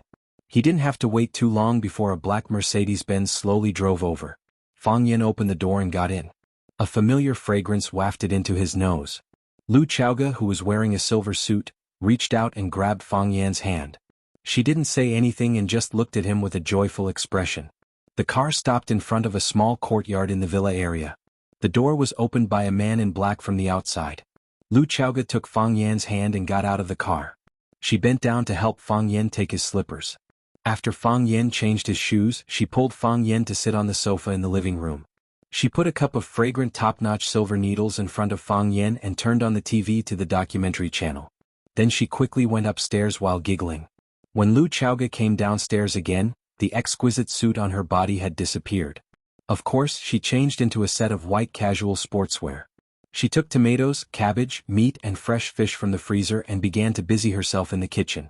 She made a tomato scrambled egg, a sour and spicy cabbage, a celery shredded pork, and a milky white fish soup with a few green onions floating on it. Lu Chaoga took Fang Yen to wash his hands and then put a bowl of fragrant rice in front of him. "Do you want a drink?" Lu Chaoga asked. "No," Fang Yen said. "Then let's eat," Lu Chaoga said. Fang Yen nodded, picked up the bowl and began to eat. Lu Chaoga kept helping Fang Yen to eat and said aloud, "Since our first product went on the market 2 years ago, the technology of the Rubik's Cube has been constantly developed and widely used in various fields. We borrowed the channels of the Lu and Lan families to quickly cover the market with our products. All the logos with flames are our products." The logo of Chaoyan Technology was 2 burning flames above and below, and all the products of Chaoyan Technology were stamped with the logo of a flame. Using a sentence used by Finance Magazine when reporting on Chaoyan Technology, it was, "This fire lit up the whole world and created a company and a woman." The development of Chaoyan Technology is very rapid. We have set up branches in Yanjing, Mingzhou, Pengcheng and Xiangtan. We have bought a new office building in Huaqing, but I still work in the same old place because the core research institute of Chaoyan is still there. Our market share is getting higher and higher, and the variety of products we produce is increasing. We have applied for nearly 100 related product patents, and there are countless products in our Chaoyan Underground Research Institute that are being tested or about to be launched on the market. Our products are not only for civilian use, but also for military products in cooperation with the military. Of course, this matter is still confidential. Some foreign companies want to cooperate with us, and some consortia want to buy our company's shares or want to cooperate with us. I refuse. We are not short of money now, we have a lot of money now. Every day when I go to the office to see the new financial statements, I find that the money in the company's account has increased again. Sometimes I don't have time to carefully check how many digits there are. Why? Fang Yen interrupted her and asked. What? Lu Chaoga held the chopsticks and looked at Fang Yen. When you were very young, your parents were no longer around. You were alone, living in the enemy's home, and your only relative was your aunt. She didn't spend too much time with you. You have it harder than me, so why do you sympathize with me? Lu Chaoga pondered for a long time and said softly, because I have long been used to those things. I'm afraid you won't be used to it. Chapter 443. She was used to the death of her parents. She was used to being helpless. She was used to being wronged. She was used to all kinds of misfortunes and disasters. However, she was worried that Fang Yen would not be used to it. When a person's fate was full of misfortunes and tribulations, when a person suffered too much pain and lost too much, her heart would become hard, and her body would become strong. She would shelter him from the wind and rain, and she would welcome the morning glow and bathe in the starlight for him. Just like the flowers on the cliff, they were more aloof and independent than the wild flowers and weeds at the foot of the mountain. Lu Chaoga was the flower on the cliff, and the former Fang Yen was the flower in the greenhouse. When the flower on the cliff saw the flower in the greenhouse, there would always be some worry and also some pity. The wind was so strong outside and the snow was so fierce. Could his thin and weak body withstand it? Lu Chaoga knew that Fang Yen was suffering unimaginable sorrow, just like what she had suffered when she was a child. However, she gritted her teeth and stubbornly endured it. It was a kind of tearing pain, as if she was awake to remove an organ from her body. Father, which organ of the body should he correspond to? I'm worried that you won't be used to it. Hearing Lu Chaoga's answer, Fang Yen was stunned for a moment. He looked at Lu Chaoga's pretty face, which was full of concern, and said softly, "The place where I was born, there is a very bad habit. The men there all like to say heroic words like valuing friendship over life and death. For public and private reasons, they don't hesitate to pay with their lives. So, every year there will be people leaving. Some people die in the strange and dangerous North Sea, and even their bones can't be retrieved. Some people die in the hot and boundless Gobi, and their bodies are submerged in quicksand, staying there forever. Some people die in battle, some people die of illness, and some people die in pursuit of martial arts. Sometimes they receive the news of the death of distant relatives on the morning of spring, sometimes they receive the phone call in the summer night, sometimes it's the double ninth festival, and sometimes it's the eve of the new year. You can choose the day of birth, but who can choose the day of death?" Fang Yen held the rice bowl and filled a bowl of fresh fish soup for himself, and then sipped it. "I thought I had seen through this kind of thing very easily. There are even times when I'm hot-headed and think that I can do what others can." Fang Yen laughed self-deprecatingly and said, "So I can't do it. I'm not brave, I'm a little cowardly." "You're not a coward." Lu Chaoga comforted him softly. "You're just too emotional." Fang Yen shook his head and said, "When I was alive, I didn't even have a good talk with him or drink with him once. What's the point of waiting for him after he's dead?" This kind of expression can't be called emotional, right? I'm just too guilty. When he was alive, I didn't take a good look at his paintings or appreciate his words. I knew he was busy with his art exhibition, but I didn't even go over to ask if it was going well or if he needed any help. He lived in his world and I lived in mine. Although we were a family, I always felt that he didn't understand me and I didn't understand him. So this time I stayed in Swallow Dock for 3 years. I looked through all of his previous paintings and I didn't even miss the manuscripts under the bookshelves. I went through every word and poem he had written, even the mistakes he had made. Some of the words were very good, which proved that he was in a good mood at that time. Some of the words were very bad. At that time he was probably very annoyed, right? Later I discovered a secret. When he wrote beautiful words, there would be something that made him happy that day. For example, I received the title of outstanding graduate from school, or my martial arts improved to his satisfaction. On the day I felt the heart of Tai Chi for the first time, he drew a painting called A Young Man's Morning Practice. A young man was diligently practicing martial arts in the morning light. The sun in the painting was dyed red by him, which proved that he must have been very excited at that time. Fang Yen couldn't continue and lowered his head to drink the soup. As the warm and delicious fish soup entered his stomach, Fang Yan's depressed mood slightly relaxed. "It's not that I'm not used to it, I just don't want to." Fang Yen smiled and said, "I just don't want to. That's all." Lu Chaoga looked at Fang Yen, her beautiful eyes filled with deep worry. She said, "Fang Yen, why did you come to Flower City?" "There are too many things to do, I can't keep waiting." Fang Yen replied, "Besides, my previous students, they are also waiting for me." "Fang Yen, don't you think this is too risky?" Lu Chaoga didn't believe Fang Yan's explanation. She said, "I know you. I know what kind of man you are. You waited in Swallow Dock for 3 years and you waited for 3 years. You thought that those people would appear again, you thought that they would attack you again, but they didn't appear, as if they had disappeared from this world. So, you left Swallow Dock, left Yanjing and came to Flower City, the most dangerous place where your strength is the weakest? You want to use your life to lure the snake out of its hole? Fang Yan, this is too dangerous. Go back to Swallow Dock. That is the safest place. They're capable of anything. Fang Yan's eyes were filled with a terrifying red light, and the white of his eyes were mottled with red veins. He looked at Lu Chaoga and said calmly, "But conflicts have to be resolved. They killed my father, so let me kill their entire family. You see, this isn't too much to ask, right?" Fang Yan saw Lu Chaoga's surprised expression and asked, "Are you not used to it? I didn't speak like this before. If I encountered such a problem, I would use another way to say it. I would tell you that I'm a pacifist and then secretly kill their entire family. This is my style, isn't it?" Lu Chaoga nodded and said, "Indeed, that is your style. I hope that you are still the same as before. Back then, although you had a vicious mouth, your heart was very kind. You were willing to think for others." "No, I can't do it." Fang Yan patted his chest and said, "Every night, it feels like I'm being burned by fire, tormenting me to the point that I can't sleep.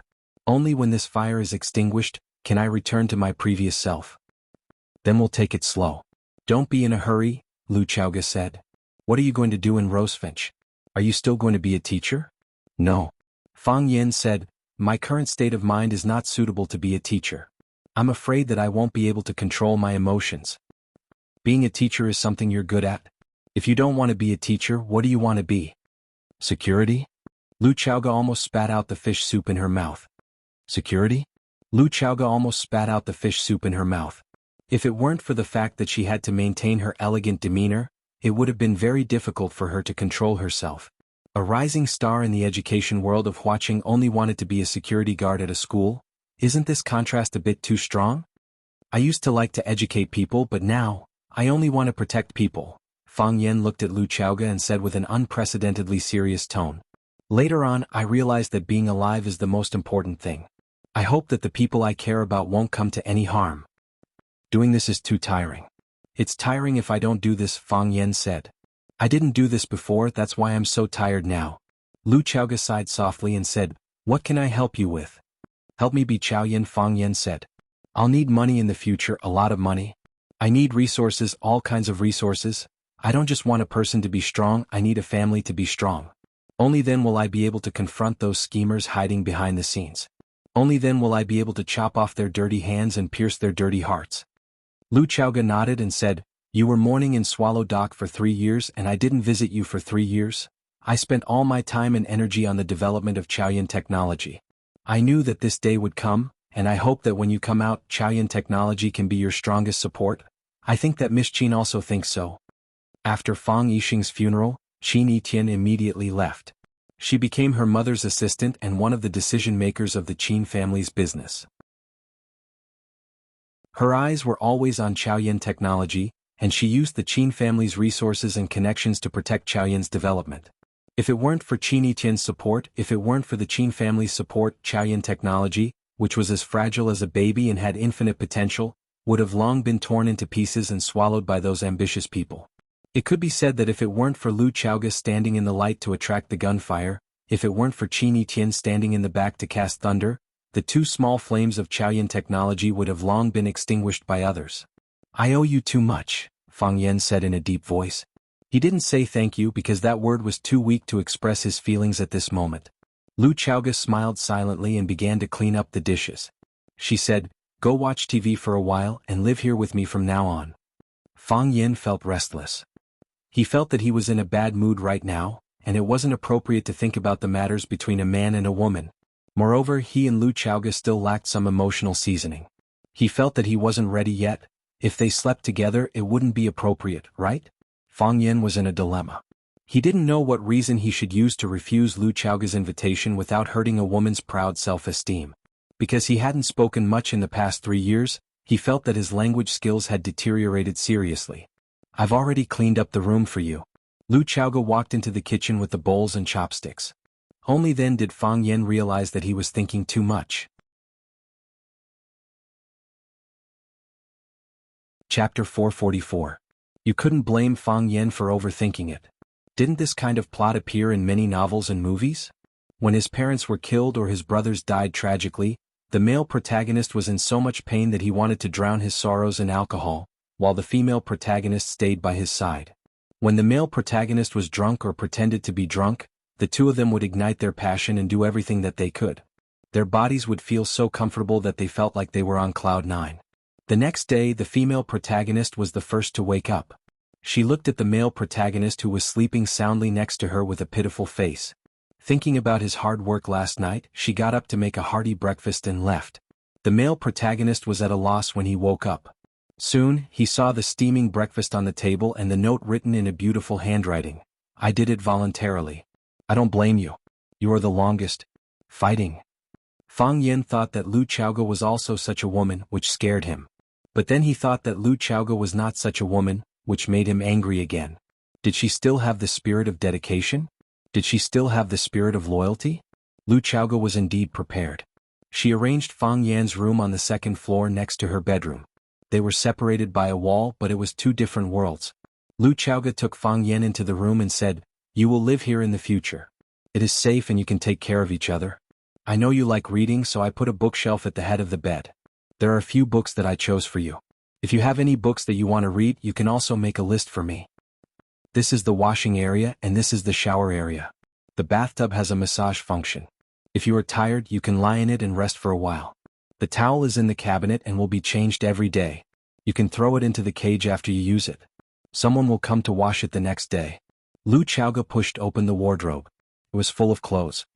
"There are pajamas and formal attire for going out in here. I know you have the habit of doing morning exercises, so I specially prepared a few sets of training clothes for you.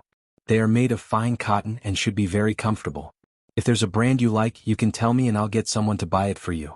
Lu Chaoge pulled Fang Yan out of the room's balcony and pointed to the open lawn in the backyard, saying, "You can practice there. There are high walls on three sides so no one will disturb you." When he bought the house, he specially chose this house for safety reasons. Easy to defend and alert. Lu Chaoge had prepared everything he needed. Fang Yan looked at Lu Chaoge and praised, "You're getting better at taking care of people." Lu Chaoge chuckled and said, "After living alone for a long time, one has to learn some special skills. Let me know if you need anything. You must be tired today. Have a good rest." Lu Chaoge said goodbye to Fang Yan, then turned around and walked outside. When she went out, she didn't forget to close the door for Fang Yan. Fang Yan looked at the layout of the room and stood on the balcony to observe the surroundings for a while. Then he closed the curtains, filled the bathtub with water, took off his clothes and lay down. He didn't use the massage function of the bathtub. He soaked his whole body in the warm water, including his head. 1 minute, 2 minutes, 3 minutes, half an hour passed and his head didn't come out. He didn't even expose his mouth to breathe fresh air. Except for a few bubbles on the surface of the water, there was no movement in the bathtub. It should be known that the human body couldn't breathe in water. Without fresh oxygen, it was difficult for the human body to live in water for a long time. Fang Yan actually stayed in the water for half an hour, which was difficult even for the most powerful turtle breathing technique. Unless the person was already dead. Phew, water splashed everywhere. Fang Yan suddenly sat up from the warm water. He raised his head to look at the time on the wall. This time he stayed in the water for 36 minutes. Of course Fang Yan didn't die. He entered the water in a stagnant state. He didn't need to breathe and his lungs didn't need fresh oxygen. He used the Tai Chi heart to circulate his whole body, using the power of Tai Chi to maintain the operation of his body's organs, so that his body could fuse with the warm water. The bubbles that occasionally came out were the waste gas released by the Tai Chi heart, and he only needed the most primitive breath before he entered the bathtub to continue. It was like how a normal person needed a piece of bread for a meal. If they didn't eat for 7 days, they would starve to death. However, Fang Yan could only need 1/10 of a piece of bread for each meal. He could divide this piece of bread into 10 pieces to sustain his life. Using the same principle, he could hold the fresh air in his mouth and then divide it countless times, so that his body could maintain its vitality under the most extreme conditions. This was the existence of another ultimate state of the Tai Chi heart, fake death. Because Fang Yixing really died, he comprehended this fake death state during his 3 years of mourning. The Tai Chi heart was your sincerity. If your mood was happy, it would be happy too. Thy heart is sorrowful and it is sorrowful. For a long time, Fang Yan's heart was like dead ashes. Lu Chaoge returned to her room and sat on the sofa in a daze for a while. Then she opened the bathtub and began to fill it with water. She also poured a box of rose petals into the bathtub. She tied up her hair and wrapped it in a white shower cap. She took off her coat and removed the black bra that bound her chest. Then 2 extremely plump snow-white jade rabbits jumped out. Lu Chaoga stood in front of the mirror. The 2 jade rabbits trembled and swayed in the mirror, as if they were unwilling to live on a woman's body for a long time and wanted to escape. She had a beautiful face and a pair of intelligent eyes. There was not a single blemish on her pink and white skin, not even a pimple that grew because of excessive heat. Her breasts were tall and straight, her waist was slender, and her round and slender thighs could instantly capture the eyes of any man. She used her hands to gently hold up the 2 fat rabbits. Only then did they lie down on her palms. Lu Chaoga looked at herself in the mirror and sighed softly. She reached out and tore off her purple lace underwear, then stepped into the bathtub with her long legs. She had just laid down in the bathtub and was about to enjoy the massage of the bathtub's lover's hands, when the smartphone hanging by the side of the bathtub suddenly rang. Lu Chaoga didn't get up. She only called out Chao Yin, and the phone was automatically connected. Boss, Dr. Lin Jibin from GS Studio encountered an accident. His car crashed into the railing on the Long Valley Bridge. His car was destroyed and he died. Lu Chaoga was silent for a long time, then said, "I got it." After hanging up the phone, Lu Chaoga closed her eyes tiredly. Those people hadn't given up yet. This kind of thing often happened. If it weren't for the powerful human resources provided by the Qin family, as well as the famous school cooperation plan that Chao Yin carried out later, Chao Yin's underground research institute would probably have no researchers available now. What was the most important thing for a high-tech research company? Talent. There was no doubt that their opponent was very good at killing. White shirt and black shoes, handsome face and starry eyes. Holding a cup of tea, he had a natural and unworldly aura. Fang Yin sat quietly in the security booth and drank tea. Baldy felt uncomfortable standing next to him. Seeing that the 2 subordinates beside him kept signaling him with their eyes, Baldy had to stand up and speak. He looked at Fang Yin with a flattering smile and said, "Mr. Fang, let's discuss something. Why don't you take a walk around the campus?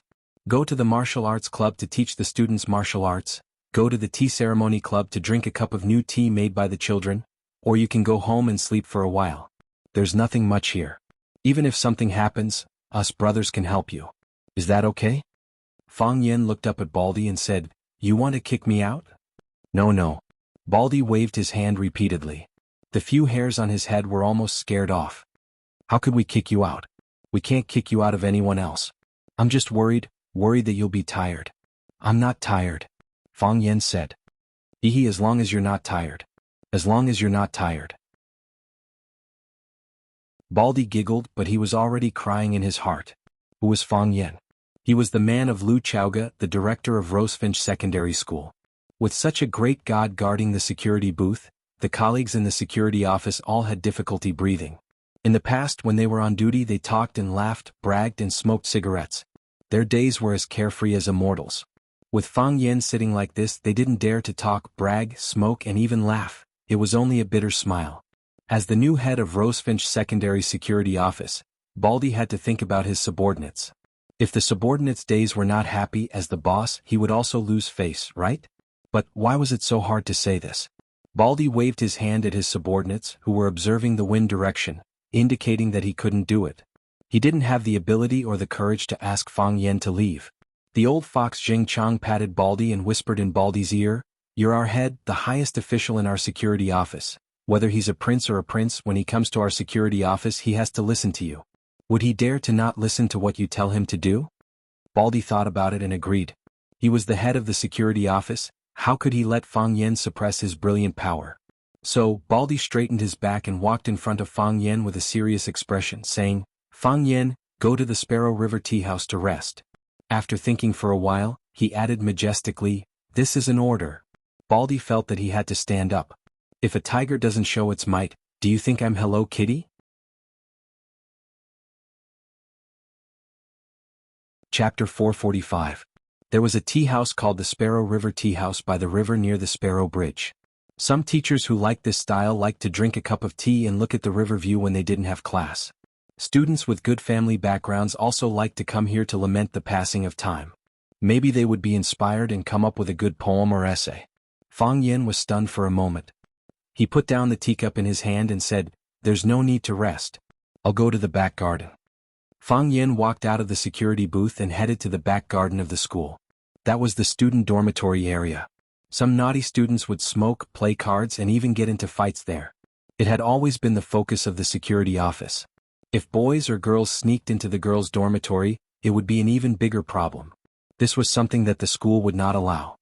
He really left? Baldy stared at Fang Yan's back. His face was full of shock and disbelief.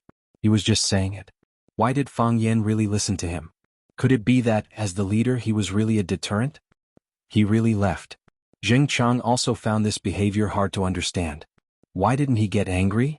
Baldy kicked Zheng Chang's butt and scolded, "Brat, are you waiting for him to get angry at me? If he yells at me, you guys won't have a good time either." He wouldn't dare. Zheng Chang patted his chest to show his loyalty. If he dares to get angry at you, I'll be the first to fight him. Phew, this feels good. You guys don't know that I was about to go crazy from holding back. Exactly. My smoking addiction is acting up. I want to find a place to smoke, but I don't even dare to. You're still thinking about smoking? I don't even dare to speak. He's sitting there with a teacup like he's my grandfather. I have to report to him when I go to the toilet. I'm afraid he'll think I'm slacking off and going somewhere to sleep. Everyone complained to Baldy. Because Fang Yan was too imposing, it was really painful for them to be next to him. He took the initiative to patrol the back garden this year. What about tomorrow? What about the day after tomorrow? Zheng Chang asked the crux of the problem. We can't send him to the back garden every day, can we? Exactly. If he doesn't leave, will we still have a good life in the future? Division Chief, why don't you talk to him and ask him to retract his divine ability? A pretty boy, why did he become a security guard instead of a good teacher? How good would it be to be a teacher? The salary is high, the benefits are good, and I can rest for 4 months a year. If it weren't for the fact that I don't have a diploma, I would also want to be a teacher. Baldy was also very worried about this problem. Others were afraid of Fang Yan, but he was also afraid of Fang Yan. However, he still comforted his subordinates and said, "You don't have to worry about this problem." What kind of person was he? How could he really be a security guard like us brothers for a lifetime? He was a dragon among men, a man that even Chairman Liu and Headmaster Zhong valued. Don't worry, he won't be able to work for long. Maybe he'll leave in a few days. Everyone felt that what Baldy said made sense. How could a young hero like Fang Yan be a security guard for the rest of his life? With this thought, everyone's mood immediately became happy. Baldy remembered how he looked in front of Fang Yan just now, and he was secretly happy. He waved his hand and said, "Brothers, after work, we'll have little sheep hot pot at the entrance, my treat." Long live the division chief. Everyone shouted. Rosefinch Secondary. Fang Yan used to be very familiar with this school. But now he felt a bit unfamiliar when he walked there. The previous basketball court had been heavily renovated, and the east and west courts were combined into one, turning it into a dedicated basketball area. The embroidered chairs on the football field had been removed and replaced with soft and elastic cement. The students sat directly on the concrete floor to watch the game, and no longer prepared chairs. Also, the previous club's activity venues were all scattered. For example, the literature club was in a lecture hall in the teaching building, the English corner was next to the fountain, and they played pure English movies. There was also the Taekwondo club and the tea ceremony club, which were relatively independent. Now the school specially allocated a piece of land to build a building named Rosefinch Building, which was used as a library and for various club activities. Every society had a fixed venue for their activities. Even the tree-lined path under Fang Yan's feet, which he had walked hundreds of times before, had changed. The short grass had grown taller, the railings on both sides had been strengthened, and the strong parasol tree seemed to have aged a bit. A lot of things could happen in 3 years. He had already spent 3 years reflecting, so Flower City would be a new beginning for him. Huaqing, this was the origin of everything and also the origin of the tragedy. If he hadn't come to Huaqing, if he hadn't encountered those things, if he had just been a quiet teacher, if that was the case, wouldn't his father not have died in battle? A strong sense of guilt rushed over him like a tidal wave, surging violently. It almost overturned the dam of one's mind. "Come all of you." Fang Yan clenched his fist and said. His eyes were filled with blood, and it looked like a pair of black pupils were soaked in blood.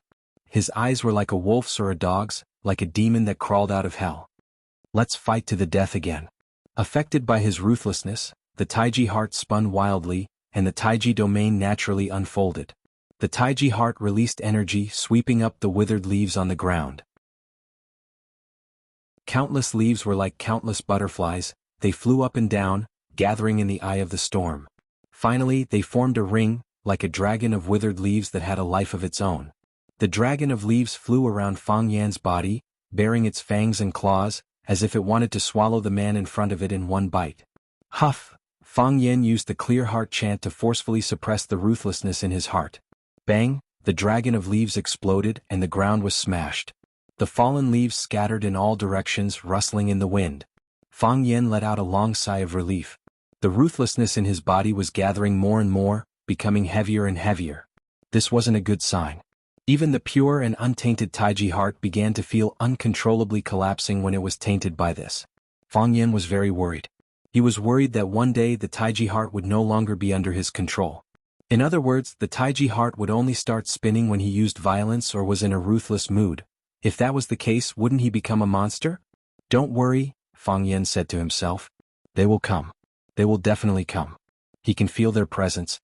Fang Yan seriously thought about it, and walked towards his original destination. In the depths of the flowering shrubs, a beautiful girl watched the scene unfold in front of her with wide eyes. She walked to the place where Fang Yan was standing, and looked at the withered leaves that had been blown into tiny pieces, her eyes full of doubt and curiosity. What kind of man is he? The girl muttered to herself. 3 years ago, Fang Yan was an influential figure in Rosefinch Secondary.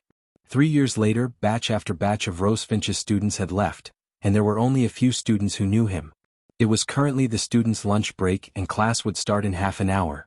The students weren't sleepy, and were gathered in groups of 3 to 5, chatting noisily. There were also some new students who had brought back their military training uniforms to try on. They would be participating in the new military training starting tomorrow. Fang Yan, who was wearing a white shirt, walked in the middle of the crowd, and naturally attracted the attention of countless students. Some people even pointed at him, feeling that he was a very strange person. A tall boy was handing out cigarettes to the students around him. When Fang Yan saw him, he walked over and said, "I don't object to you smoking because I know I can't stop you from smoking. But, can you change to an empty place? You're standing at the door of the dormitory, it's very easy to cause a fire." The tall boy lit up the cigarette in his hand, put it in his mouth and took a puff. He sneered and said, "Who are you? Who do you think you are?" Fang Yan smiled, and the cigarette in the tall boy's mouth was in Fang Yan's hand. The tall boy didn't see Fang Yan's movements clearly, and he didn't even notice that Fang Yan had made a move. But how did the cigarette end up in Fang Yan's hand? The tall boy reached out to grab it. He had already set his eyes on Fang Yan's arm, but when his hand reached out, he missed. He tried again, but he missed again. Young people tended to be irritable. He was ashamed and annoyed, and he reached out to hit Fang Yan's chest. Fang Yan's palm pulled back, and the fist that the tall boy reached out was hit back. His arm hung down and his palm kept shaking. With a light touch from Fang Yan, his fist became red and swollen. The tall boy didn't dare to move again. He just looked at Fang Yan with fear in his eyes, who was smiling gently. Fang Yan's 2 fingers rubbed gently, and the burning cigarette was extinguished. He flicked his finger and the cigarette but flew into the trash can not far away. Ignoring the boys who looked at him in surprise, Fang Yan said with a smile, "This is the first time. What about next time?" A boy asked recklessly. "There is no next time," Fang Yan said in a stern tone. Some people said that young people should be allowed to make mistakes. In the past, Fang Yan also thought so. However, some mistakes could only be made once in a lifetime. Just once, it was already painful to the bone. When Fang Yan was patrolling the backyard, Zheng Chang from the security office ran over with sweat on his head. "Fang, Mr. Fang," Zheng Chang shouted while panting, "those punks are here. They came to trouble Director Kai." Fang Yan frowned and said, "I'll go take a look." Fang Yan followed behind Zheng Chang. When the two of them rushed back to the security booth at the school gate, they found a group of people making trouble at the gate. Baldy and another security guard on duty blocked the gate with their bodies, not letting these ferocious guys step into the school gate. Fang Yan looked at the crowd opposite and couldn't help but be stunned for a moment. He actually found an acquaintance.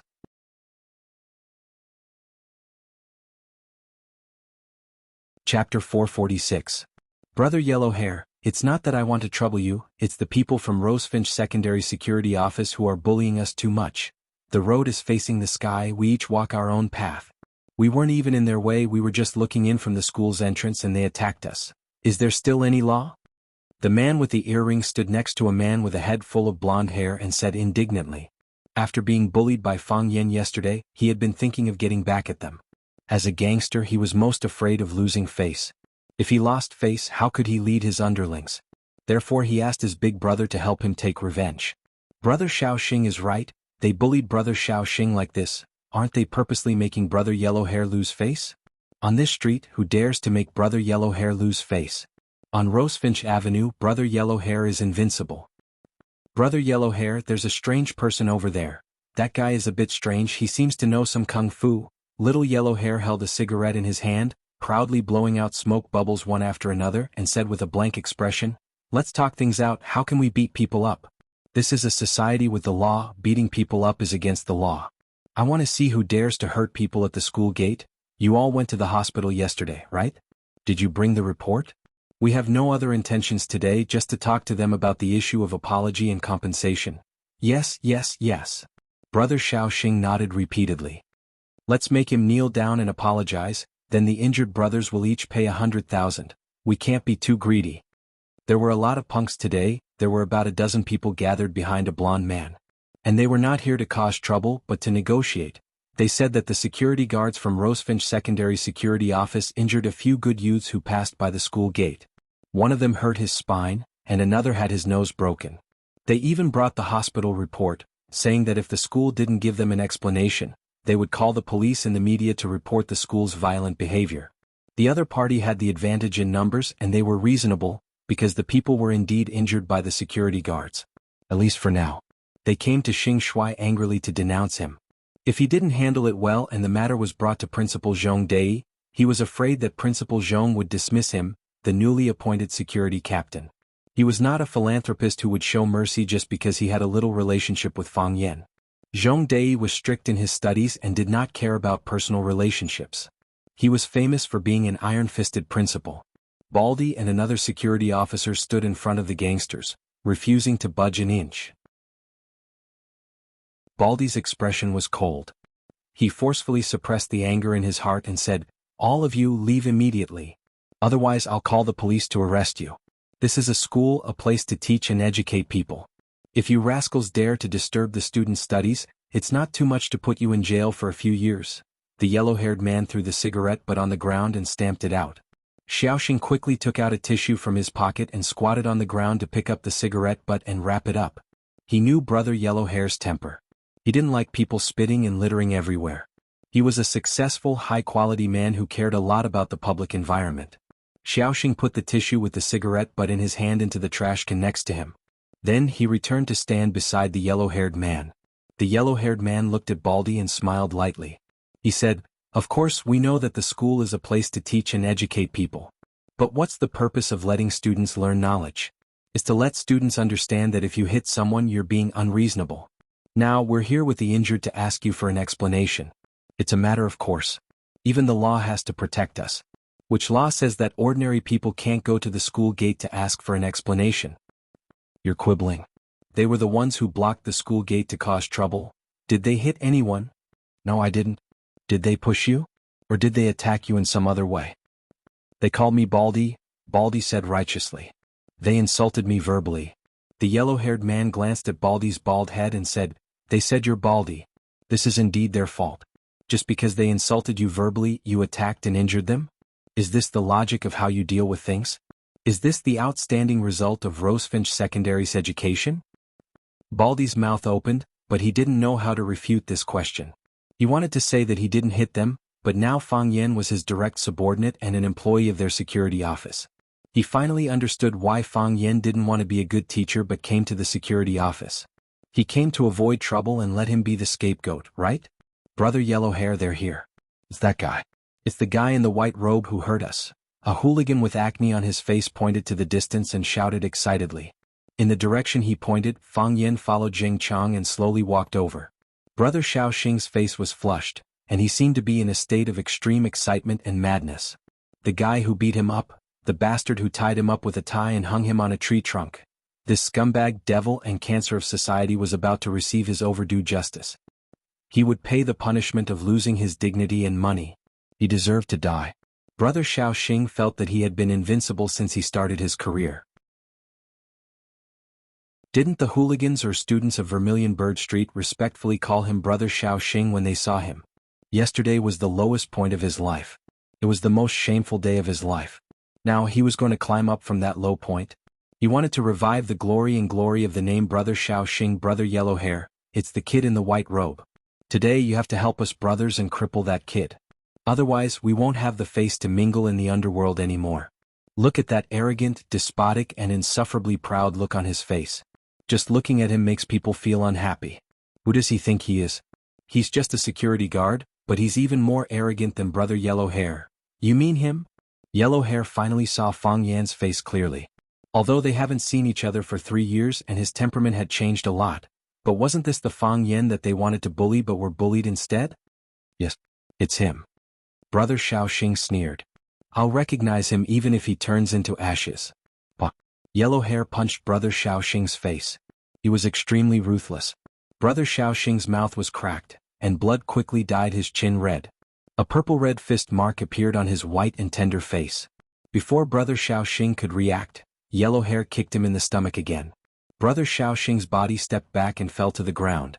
Brother Yellow Hair. A group of people looked at Yellow Hair dumbfoundedly.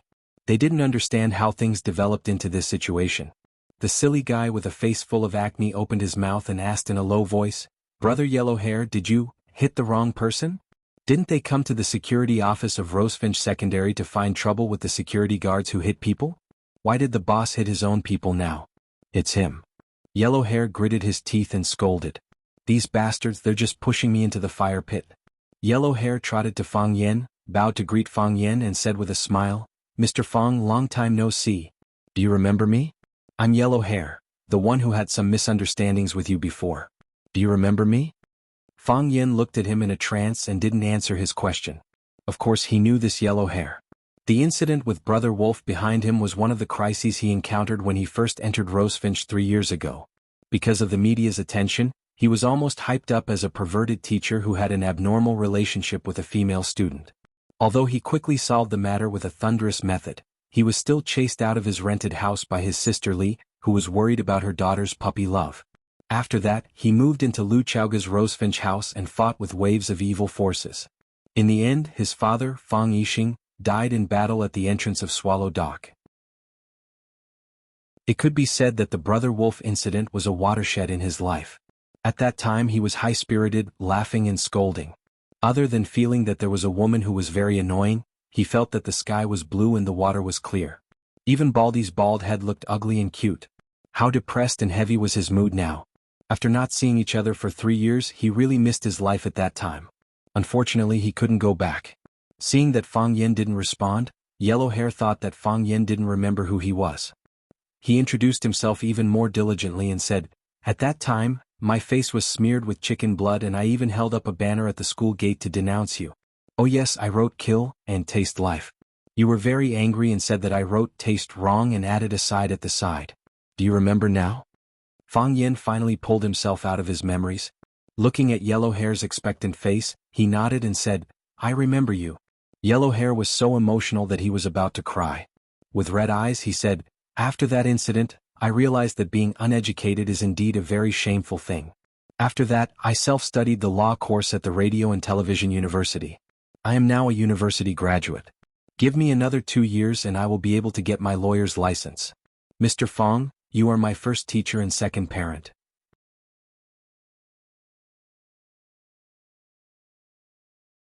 Chapter 447. Fang Yan looked at the excited yellow-haired man and asked with a smile, Did you self-study the law course of TVU? Yes. The yellow-haired man nodded proudly. From a hooligan who had tasted blood for blood to a knowledgeable and cultured night school graduate, it could indeed be said to be a huge change of being reborn. You can become a lawyer in 2 years? Yes. I've been preparing for a long time. I'm confident that I can get a lawyer's license in 2 years. The yellow-haired man was even more proud. Fang Yan's eyes became sharp, as if he wanted to see through the yellow-haired man's internal organs and tear off his clothes and flesh. He said with a slightly sarcastic tone, So, are you trying to tell me that you've become a knowledgeable and cultured hooligan? The yellow-haired man's face turned red and he couldn't speak for a long time. 3 years ago when I first saw you, you followed a bad guy to touch a girl's but in a small bar. The second time I saw you, You were lying in front of the school gate with blood all over your face. This is the third time we met, right? You came to the school gate with a group of you from 3 years ago. Of course you're knowledgeable and cultured now and you're studying law. Some of the laws are even clearer than I am. In this field you can be my teacher. You won't say that you're hooligans who caused trouble and harassed the girls in the school. You made them into victims. You're not here to block the school. You said you're here to negotiate and find justice. You used to hate the media but now you know how to use the media. You used to be afraid of the police but now you know how to use the police to protect you. You proudly told me that you self-studied the TVU course and you said that you can get a lawyer's license in 2 years. You've indeed improved and you've grown to a level that I'm impressed with. What do you want me to say to you? To encourage you to achieve anything if you have a will? To praise you for turning over a new leaf? Mr. Fong, I didn't mean that, The yellow-haired man was so ashamed that he couldn't speak. He really hoped that Fang Yen could see his growth, and he was also eager for Fang Yen to praise him. Even if she patted him on the shoulder, it gave him the strength to move forward. He had experienced too many things in the past few years. He had fought and injured people, eaten and dashed, went to the police station, patted his wife and touched a little girl's butt. However, those past events were like a wonderful popcorn movie, burning in the treasure house of life. Not a single trace was left. That time he became Brother Wolf's chosen puppet. His face was covered in blood as he lay on the stretcher. Fang Yen angrily pulled him up and used his finger to smear the blood on his face.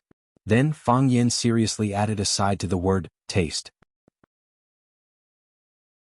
That scene replayed in his mind countless times, crashing into his soul again and again. The appearance of Fang Yen completely subverted his previous worldview. Before meeting Fang Yen, he thought that Brother Wolf's tattoo of a wolf's head was cool. He thought that his companion Zhang Quandan's lip stud was cool. He thought that little Wolfhound's ability to drink 12 bottles of beer in one breath was cool. He thought that little pretty boy's ability to rely on his Lu Dehua appearance to be taken care of by all kinds of rich women was cool. Of course, until now he still thought that little pretty boy was cool. He was born with skills that made people envious. However, after getting to know Fang Yen, he felt that Fang Yen was cool when he grabbed the glass bottle in his hand and broke it piece by piece. He was cool when he rushed up and lifted Brother Wolf's body. He was cool when he faced the gangsters and the media. He was cool when he used his finger to smear the blood on his face. Most importantly, he did not have Lu Dehua's face, but many young and beautiful girls liked him. It was as if a candle had suddenly appeared in a dark room, and Fang Yen was the one who had brought the candle to her. He felt that he should change and become a knowledgeable and charming man. So he began to study hard and became the most outstanding graduate of the TV University that year. He liked the law and began to strive for a lawyer's license. All of this stemmed from the influence of the man in front of him. He came to Rosefinch Secondary to look for Fang Yen several times, but he was disappointed every time. Today he was surprised to meet him, but it was in such an awkward situation.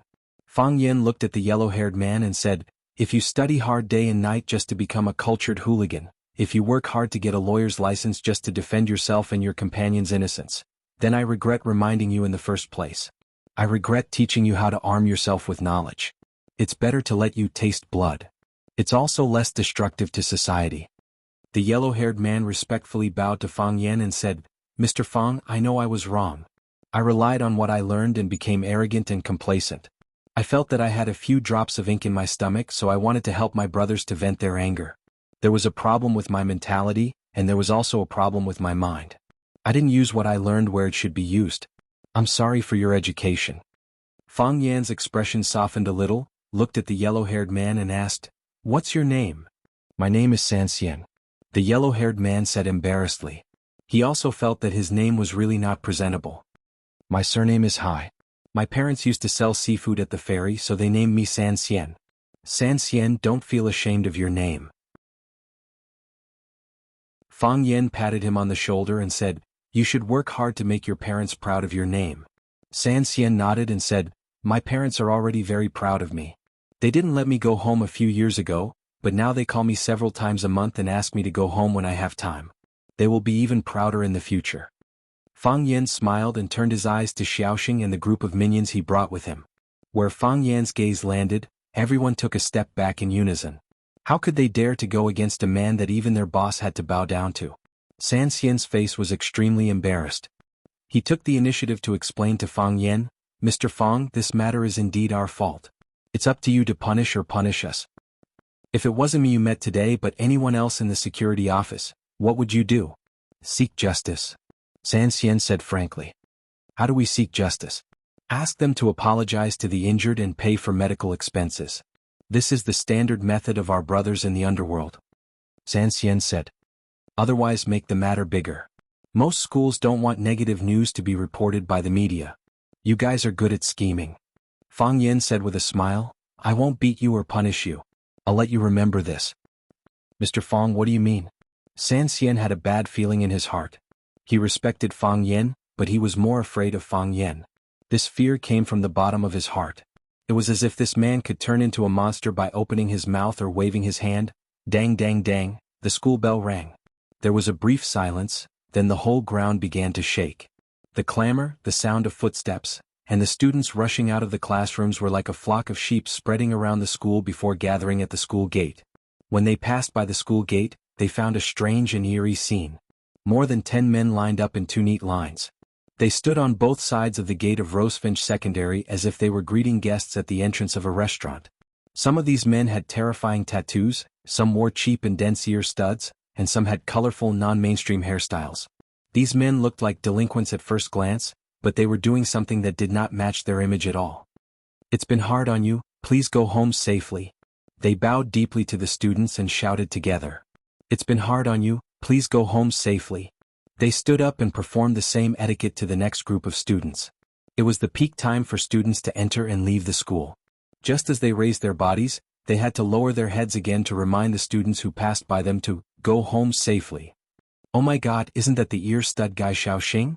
He's amazing, I heard he has a lot of underlings. Ah, that big fatso, he asked me for 100 yuan and hasn't returned it to me yet.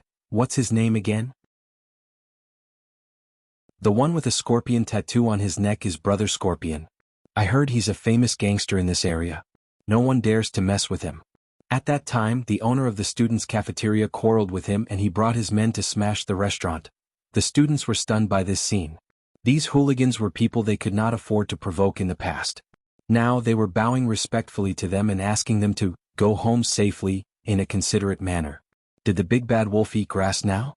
Many students took out their phones from their pockets in surprise to record this strange scene. It was rare to see such a lively scene. Fang Yin sat in the security booth and drank tea. Baldy and the others stood at the door with their heads held high. They stared at the gangsters with majestic and disdainful eyes.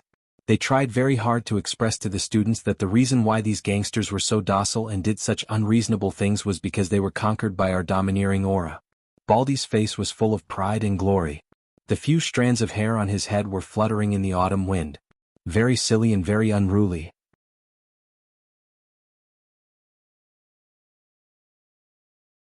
Chapter 448. Director, how do you feel? Jing Chang approached Baldy and asked in a low voice. I'm all right. Baldy said with a dignified face, looking like a leader. If they didn't have some ability, how could they enter our Rosefinch Secondary Security Office?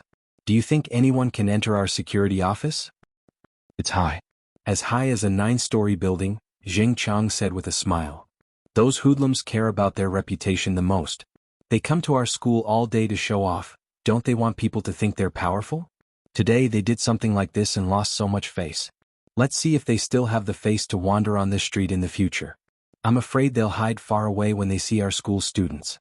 Humph, evil never triumphs over good. Even if Fang Yin didn't do this, I would still find a chance to teach them a lesson, Baldy said righteously. The Baldy said with a righteous air. After this incident, if they know their mistakes and can correct themselves, it can be considered a virtuous deed. Although Mr. Fang isn't a teacher now, he's still doing the work of educating people. San Xian stood next to Fang Yin and asked in a low voice, Mr. Fang, I want to ask you a favor. What is it? Fang Yin asked without turning his head. He was focused on drinking the big leaf tea that Baldy gave him. The tea was slightly astringent, just like his current mood. Can you be my teacher? If there's anything I don't understand, can you give me some pointers? San Xian asked nervously. He was very nervous. Sure, Fang Yin said. San Xian didn't expect Fang Yin to agree so easily. After a while he said excitedly, Mr. Fang, you'll be my teacher from now on. I'll definitely work hard and won't let you down. You're not learning for me, you're learning for yourself, Fang Yin said. You'll be a hoodlum for the rest of your life, it has nothing to do with me. but I'm still looking forward to you becoming more outstanding and using your knowledge in more important places. Got it? San Xian said, feeling enlightened. Fang Yen pointed to the hooligans who were standing at the school gate pretending to welcome guests and said, "Take them home. Don't come to the school gate to make a fool of yourself again. This is a school, a place for students to learn. If I see them causing trouble here again, I'll hang them on a tree and make them shout these 2 lines at the students." "I won't. They won't come again." "I won't dare to come again," San Xian promised before leaving with his men. Dong dong dong, someone gently knocked on the window of the security booth. Fang Yen raised his head and looked over. The beautiful girl that he had once met was standing at the window and looking at him with a smile. "What's the matter?" Fang Yen asked curiously.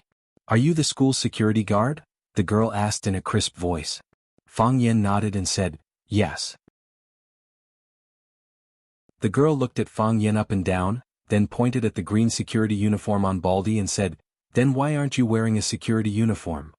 "You're lying," the girl pretended to be angry and said, "How can you be a security guard? You don't look like one at all. How can a security guard look like you?" "I'm a security guard," Fang Yen explained. "They're all standing outside and only you're sitting in the security booth? You're the security captain? Also, you still haven't answered my question. If you're a security guard, why aren't you wearing a security uniform?"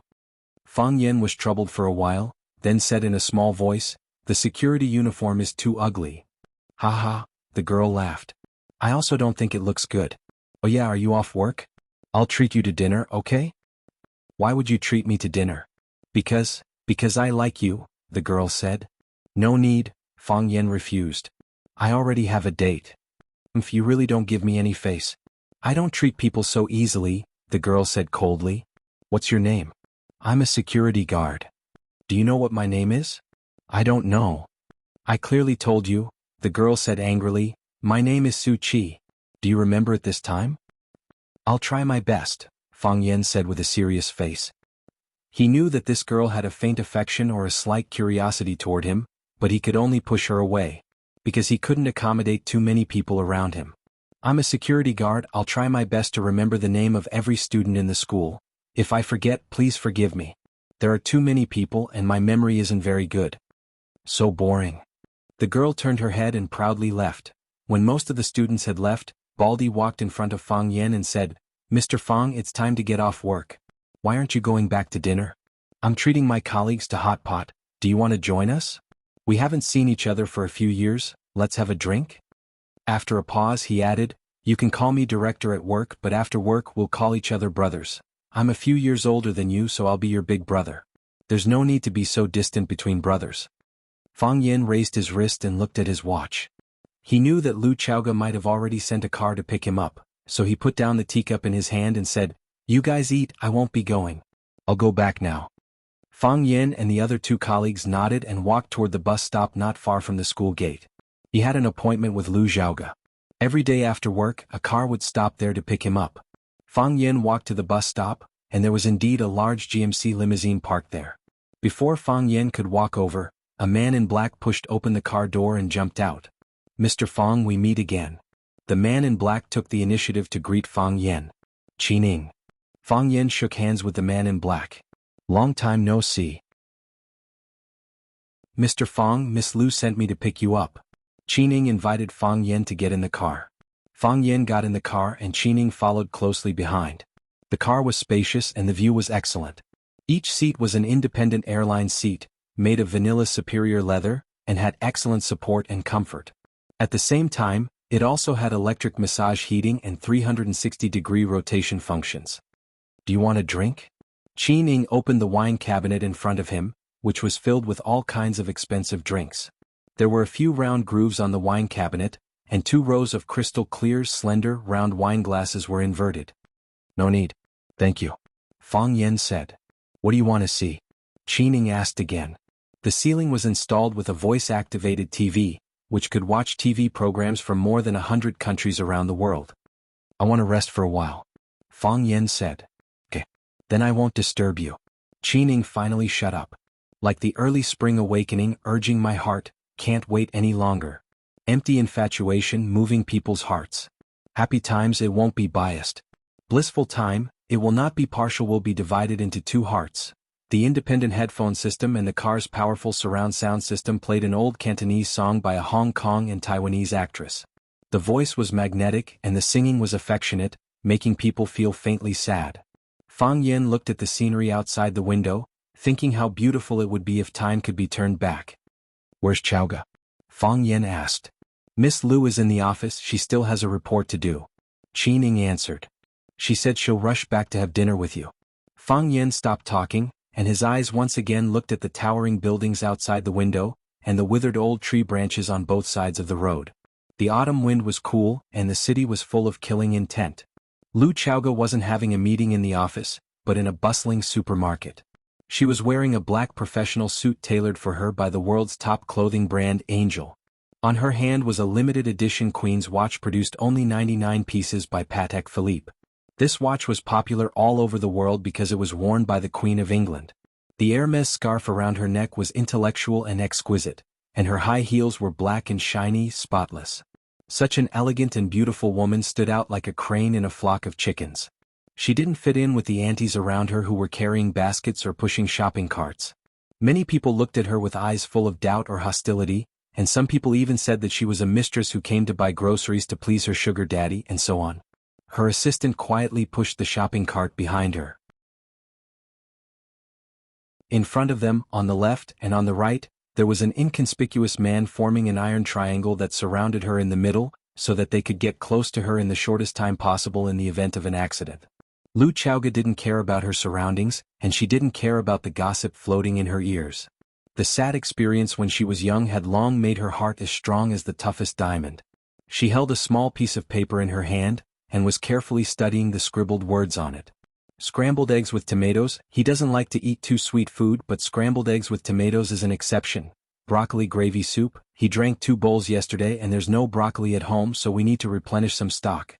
And fish. He ate some of every kind of fish, so which kind of fish does he like? Then let's just buy some of each kind. Lu Chaoga kept stuffing the shopping cart with the fresh ingredients she had bought, and the shopping cart was already piled up like a small mountain. Baby vegetables. He likes to eat baby vegetables. Buy more vegetables. Lu Chaoga's face was full of seriousness, as if she was doing the most important thing in the world. What she didn't know was that when she bent over to take the vegetables, her full breasts, plump buttocks, and sexy waist that curved like a half moon exuded a fatal attraction. Women who buy groceries are the most beautiful.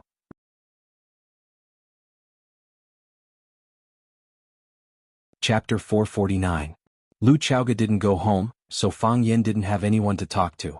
He sat downstairs and drank a cup of green tea, then returned to his room to fill the bathtub with water, and buried his body in the pool. As soon as he entered the state of suspended animation, the voice-activated phone installed next to the bathtub rang. "Wow." Fang Yen got out of the pool, picked up the phone and asked, "Who is it?" "Mr. Fang, there's a guest." The voice of the nanny, Aunt Lu, came over. "Do you want to invite him in?" Fang Yen looked stunned, and the big drops of water on his hair slid down his cheeks. "Since when did I become half the owner of this villa? When Lu Chaoga wasn't here, did I have the right to receive or expel the guest?" Fang Yen was very nervous. He seriously replayed the interaction with Lu Chaoga in his mind again and again. He drank 3 cups of tea, ate 2 meals and said dozens of words. These shouldn't cause her to get pregnant, or make her mistakenly think that he was pregnant, right? Thinking that he was innocent, Fang Yen couldn't drive away the guest who came to visit. Because if his relationship with Lu Chaoga wasn't so close, he had to respect her more, and also respect her friends. If Lu Chaoga had become his woman, he could drive away all the guys he didn't like or who were too handsome. Of course, this kind of bullying behavior, which thought that he was nobler than women and loved and protected women, might be scolded as the sand pig doctrine. If there was such a day, Fang Yen didn't mind being a pig. "Invite the guest in for tea," Fang Yen said. "Okay, Mr. Fang." The nanny quickly agreed. After hanging up the phone, Fang Yen got up and took a cold shower. He wiped his hair and body clean, changed into the white satin clothes that he usually practiced martial arts and went downstairs. Because he had just taken a shower, his face was ruddy, and he was in high spirits. Dressed in a white shirt and black shoes, he had an outstanding temperament. When he walked down the stairs, he gave off the feeling of a graceful and beautiful young man. "Long time no see. Mr. Fang is still as elegant as ever." The guest put down the teacup in his hand and praised. The man was handsome and had a calm demeanor. There was a faint smile on his face that made people feel as if they were bathing in the spring breeze. His eyes were gentle and deep, making people feel that he was a kind person, but also a scheming person. It was rare to see a scheming and kind person receive such an evaluation. His white shirt was lined with a checkered waistcoat, and his tailored blue suit made him look both businesslike and fashionable. On his wrist was an exquisite watch with a brown crocodile leather belt. Fang Yen couldn't recognize the brand of the watch, but he really liked it. One of the 4 young masters of Flower City, Jiang Zhulu. Fang Yen had been silent for 3 years and had also disappeared for 3 years. His mentality and temperament had undergone earth-shattering changes, but his old friends were also growing at a speed visible to the naked eye. The Jiang Zhulu sitting in front of him might still have the name of the 4 young masters of Huaqing, but Fang Yen could be sure that the Jiang Zhulu now was no longer the Jiang Zhulu of the past. While Fang Yen was sizing up Jiang Zhulu was also sizing up Fang Yen. The 2 men's gazes met in the air, and then they smiled knowingly. Fang Yen walked in front of Jiang Zhulu and said, "Eldest young master Jiang, you flatter me.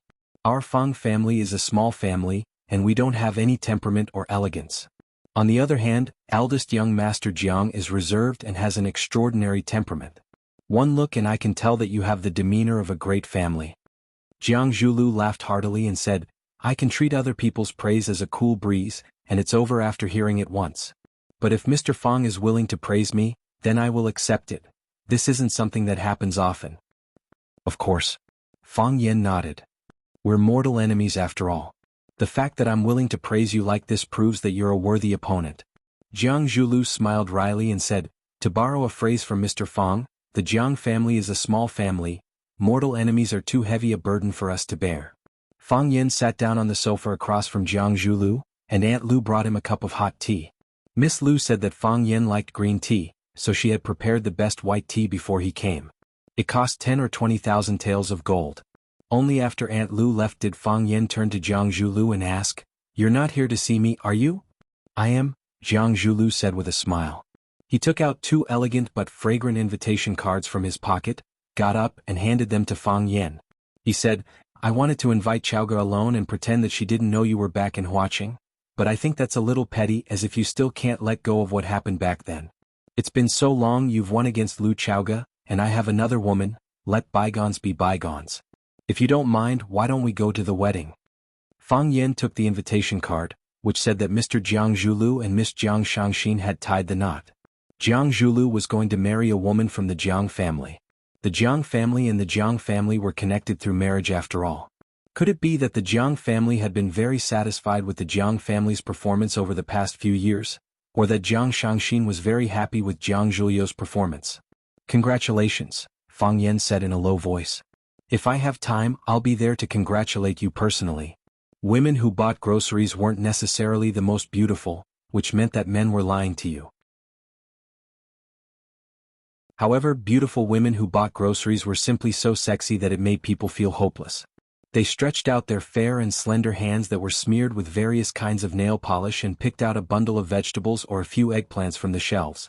Then they frowned slightly and pursed their red lips. The question of whether to choose 2 cucumbers or a box of bitter gourd made them hesitate for a long time. Lu Chaoga didn't have a desire to buy groceries.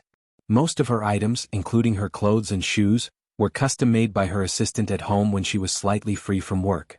Once the custom-made items were completed, they would be sent over in batches. However, she felt that buying groceries was a very important matter. She had to personally go to the supermarket to pick out the freshest meat and vegetables that were most suited to his taste. Then she would go home and cook them personally. She would complete all the processes by herself. This way her happiness would be doubled. Lu Chaoga felt very happy now. This was because she finally had something else to do after work. It wasn't just work, it wasn't just reading books, it wasn't just watching boring television dramas or pretending to have orgasms. She didn't have to deal with complicated interpersonal relationships or think about those troublesome conspiracies and plots. She could be like other women, go to the market to buy a big basket of good vegetables and then go home to cook soup with her bare hands. The most important thing was that there was a man at home for whom she was willing to cook soup. After Lu Chaoga chose several kinds of delicious and precious fish, her assistant and Jing had to remind her, "Boss, the cart can't fit anymore. Should we get them to bring another cart over?" "Can't fit anymore?" Only then did Lu Chaoga retract her thoughts from the small piece of paper in her hand. She turned to look at the shopping cart that was piled up like a mountain and said regretfully, There are still a lot of things that I haven't bought. Boss will just buy the items that you need the most. As for the other minor items, we can make a list and get the housekeeper to buy them, or I can buy them myself. And Jing looked at the mechanical watch on her wrist and said, "You've been out for 29 minutes. You're about to cross the crisis line. We have to escort you back." Lu Chaoga knew that what Jing said made sense. When had she ever had a comfortable day all these years? The Rubik's Cube was a Pandora's box that she had opened with her own hands, attracting batches and batches of demons and devils to surround and covet her. Time and time again, killing intent after killing intent, it was truly exhausting. Lu Chaoga nodded and said, "Then let's go back." Although she looked cold, she was a boss who was very willing to think for her subordinates. If there was a crisis, it would be the protectors around her who would be the first to rush out and fight with their lives. They were the most dangerous targets. A man in black pushed the shopping cart over to pay the bill. Lu Chaoga and Jing walked toward the surface parking lot under the escort of two men in black. The underground parking lot was too dark and desolate. There were too few people and too many surveillance blind spots. It was easy for all kinds of accidents to happen. If the car was parked on the surface with the huge flow of people in the shopping mall, it would not be easy for those peeping behind the scenes to do anything even if they wanted to. They also did not dare to brazenly expose themselves in front of the public. The engine of the custom-made bulletproof Mercedes-Benz was on. The driver in the driver's seat could start the car at any time to evacuate or drive the car anywhere to pick someone up. Sitting in the passenger seat was a middle-aged man who wore glasses and looked like a bookworm. His nickname was Bookworm. He constantly patrolled the area to prevent any suspicious people from approaching. A man in black opened the car door and Lu Chaoga bent down to get into the car. And Jing sat beside Lu Chaoga as the car door closed. The Mercedes-Benz slowly started up as another escort car followed behind it. The car drove out of the bustling shopping mall and onto the main road, heading for the flower district where Lu Chaoga's villa was. And Jing felt an itch on her head. She reached out and grabbed a black bug. "Why is there a fly here?" And Jing exclaimed. "Gotcha." The fly's body suddenly exploded. White light blazed as it turned into a palm-sized saucer-shaped communication device. "This is a genetic bomb. Once it explodes, none of you will be left." A man's calm and powerful voice sounded from the communication device. He didn't remove his original voice and use a mechanical voice, proving that he didn't care if these people knew his true identity. "Then, congratulations. You've been kidnapped."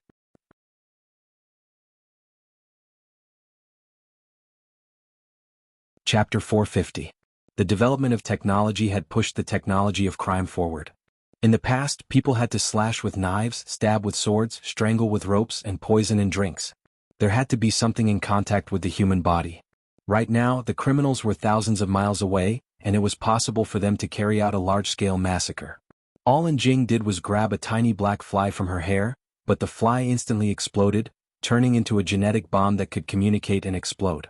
It was even more powerful than Monkey Sun's 72 transformations. Lu Chaoga had been busy with the research of the Rubik's Cube in recent years, so it was impossible for her not to know the notoriety of the genetic bomb. And Jing was originally an outstanding graduate of a famous university. After interviewing for a job at Chaoyan Technology, she was placed in an important position by Lu Chaoga and promoted to a business assistant.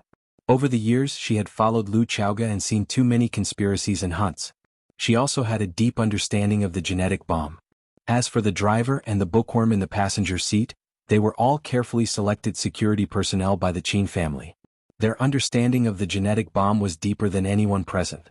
Hearing the man on the communicator say that it was a genetic bomb, everyone was extremely shocked but did not panic. The driver continued driving calmly, but a thin layer of sweat appeared on his forehead. The bookworm took off his glasses and wiped them with a silk handkerchief. When he put them back on, his eyes that looked casual earlier were now emitting a frightening and fierce light. There was an alarm system on his glasses. If there was a crisis in the car, he could send a message through the glasses in time.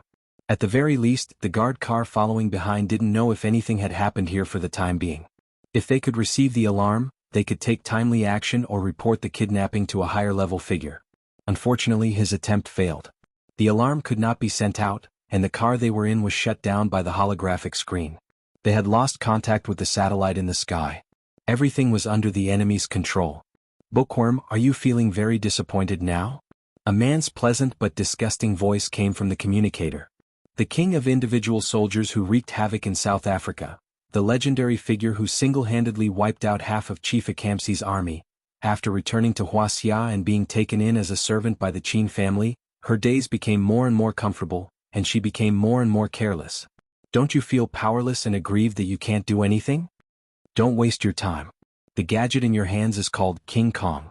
It has a shielding program installed in it that can block all signals and wavebands in the car. Don't try to dismantle it because if you move, I will immediately detonate the bomb. Needless to say, the button to detonate the bomb was pressed under my thumb. As long as I use the slightest bit of force or if I'm not careful, you'll be incinerated into thin air by that beautiful green liquid. Not only you but also the car you're sitting in. Nothing will be left. After a pause, the man continued, "Oh, I almost forgot to tell you that your every move is under my watch. Allow me to introduce myself. I am a sovereign. Don't try to resist me because I really like killing people." Bookworm sat quietly in the front row, not saying a word, not accepting the mockery and provocation of the sovereign. He was not surprised that those people knew his past information so clearly. With the expansion of the influence of the Rubik's Cube and the increasing importance of Lu Chaoge, he was sent to replace Qin Ying as Lu Chaoge's security captain, directly responsible for Lu Chaoge's personal safety. In these 2 years he had defeated countless snipers. In such a long confrontation, if they wanted to understand a person, they could even find out how many times he had peed on the bed when he was a child and how old he was when he was weaned. He had such an ability. "What do you want?" Lu Chaoge asked aloud. "The goddess. We want the goddess. We only want the goddess." The man said with a smile, "Miss Lu, don't get me wrong. The goddess we are talking about is not you. Perhaps you don't know, but our organization has constructed a plan to capture the goddess. We will use any means and pay any price to get the goddess from your hands. Yes, the goddess is the Rubik's Cube. This does not mean that we deny Miss Lu's appearance. Miss Lu is a 1 in a million beauty, a rare goddess. Unfortunately, I don't like women. No matter how beautiful a woman is standing naked in front of me, I can't have the slightest interest. We are more interested in the Rubik's Cube goddess. As long as we have her, our children and grandchildren will not have to worry about food and clothing, and can even become the master of this world. Miss Lu, I don't think you will let us down, right?" "No." Lu Chaoge's voice was crisp. "What a woman with character. If I were a man, I think I would fall in love with you." The man's voice came from the intercom. "But what are you going to do? Your life is in my hands now. As long as I use a little force, such a beautiful body will be blown to pieces. How regrettable is that? Even if I am not a man, I will feel sorry for those who are secretly fascinated by you. The Rubik's Cube goddess, this is the code name they gave you. You must like it very much, right?" Lu Chaoge was not interested in continuing to talk to the Lord God, but said to Bookworm in the front passenger seat, "I leave this matter to you. Everyone should do what they are best at," and now they encountered the field that Bookworm was best at. What she had to do was to trust Bookworm and wait quietly. "Do as they ask," Bookworm said.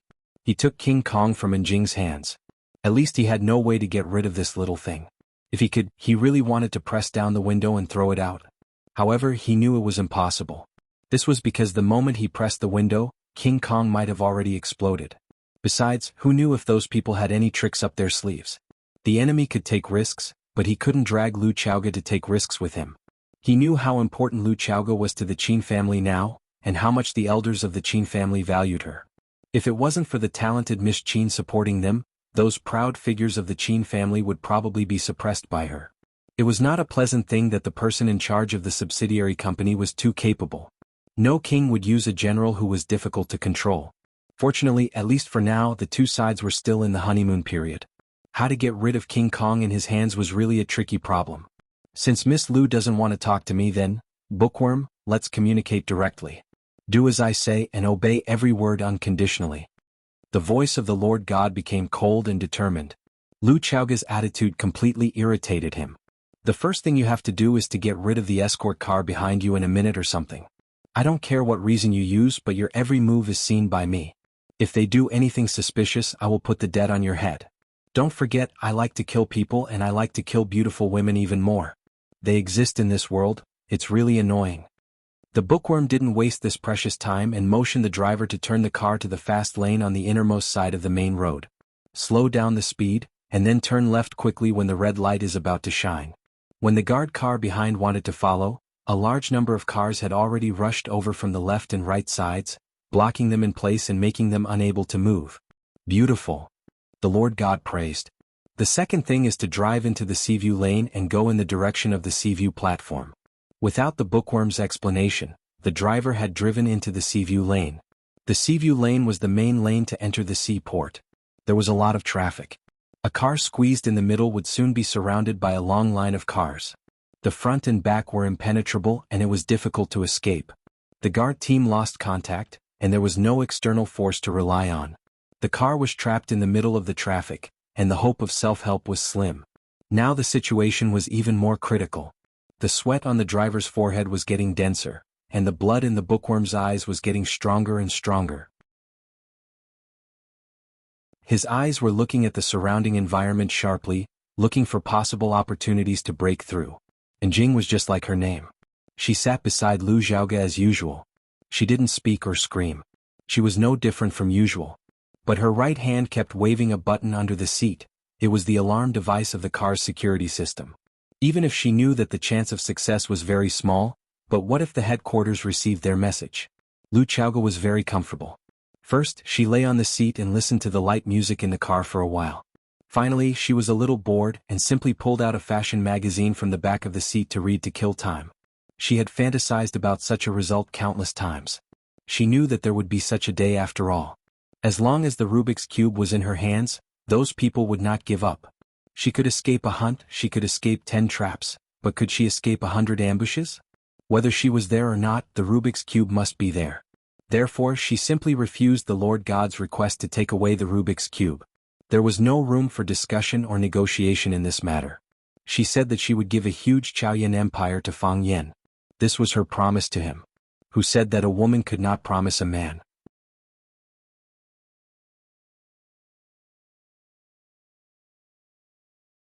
Chapter 451. Aren't you afraid? The Lord noticed Lu Xiaoge's ease and asked doubtfully. Lu Xiaoge's eyes are still on the gorgeous style of clothes in the magazine, thinking that she should order a batch of autumn clothes. Although she has enough clothes, it's best not to repeat them. Otherwise, men will be tired of looking at them. Hearing that the Lord is still asking questions, she answered perfunctorily and said, "Afraid? Aren't you afraid I'll kill you?" The Lord is very curious about women. The more you don't understand a woman, the more curious you are. Afraid? I don't see you afraid. Lu Xiaoge finally looked up and said in a sarcastic voice, "I've prepared for the worst. Now that moment has not come. In the battlefield of feelings there is no fairness, only who loves who more." Lu Xiaoge did not know what kind of feelings he had for Fang Yan. Was it familial love, adoration, attachment, or perhaps attachment? She has never thought about this topic. Because for her it doesn't matter. She lost her parents when she was a child and was an orphan living in the enemy's home. Her heart has long been hard, and her blood has long been cold. Later, the miraculous appearance of her aunt gave her a clear understanding of her family. Where there are relatives there is home.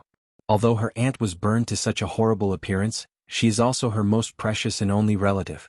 It is for this reason that she knows that her aunt is doing something crazy and does not object to it. She understands her aunt and understands how desperate and crazy it is to live and die. However, her aunt who loves her the most is also dead. If no one in the world loves you, then find someone you love. Fortunately, there is Fang Yan. The man who was betrayed by her, the man who blocked the knife for her, the man who pulled her out of the mud again and again. If there is still light in the world, it is the place where Fang Yan is. If there is warmth in the world, it is when they watch the fireworks under the same sky. Lu Xiaoge's life was complicated yet simple, pitiful yet happy. The 3 years of rapid development of the Rubik's Cube were also the most dangerous years for Lu Xiaoge's personal safety.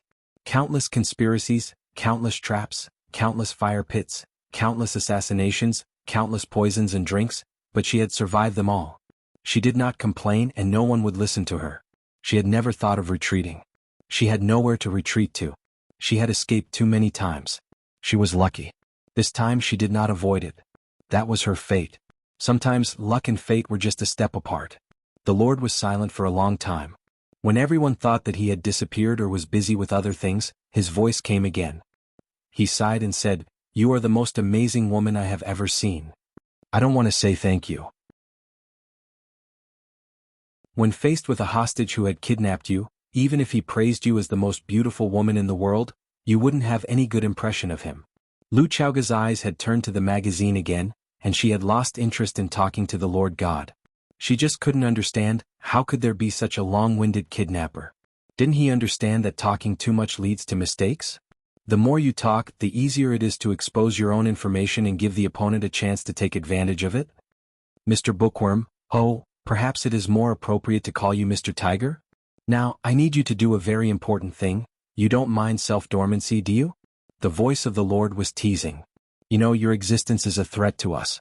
We don't want to go to the devil's cave, you are still alive and several young men can't get close. Thank you for your attention to me, the bookworm said coldly.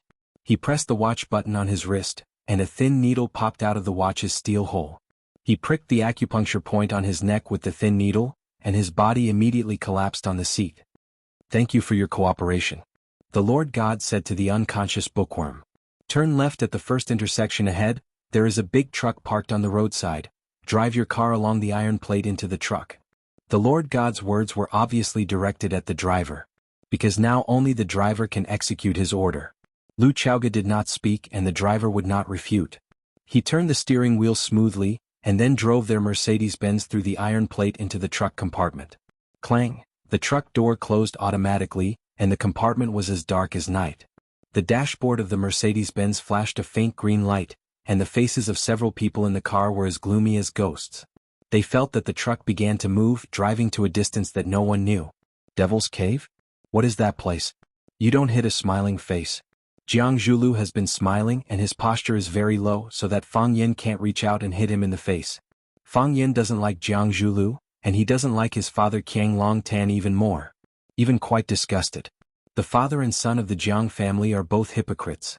Just because there is no evidence for something doesn't mean it didn't happen. When her aunt died, Lu Chaoga was heartbroken, and the courage to survive was to revenge. She wants to repay the pain the Jiang family gave her tenfold, 100-fold.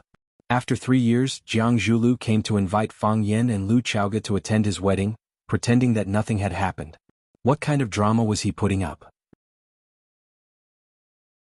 Hearing that Fang Yin is willing to make time to attend his wedding, Jiang Zhulu was very happy and said with a smile, Mr. Fang, your name shook Huaqing 3 years ago, and even after 3 years, there are still all kinds of legends about you in Huaqing.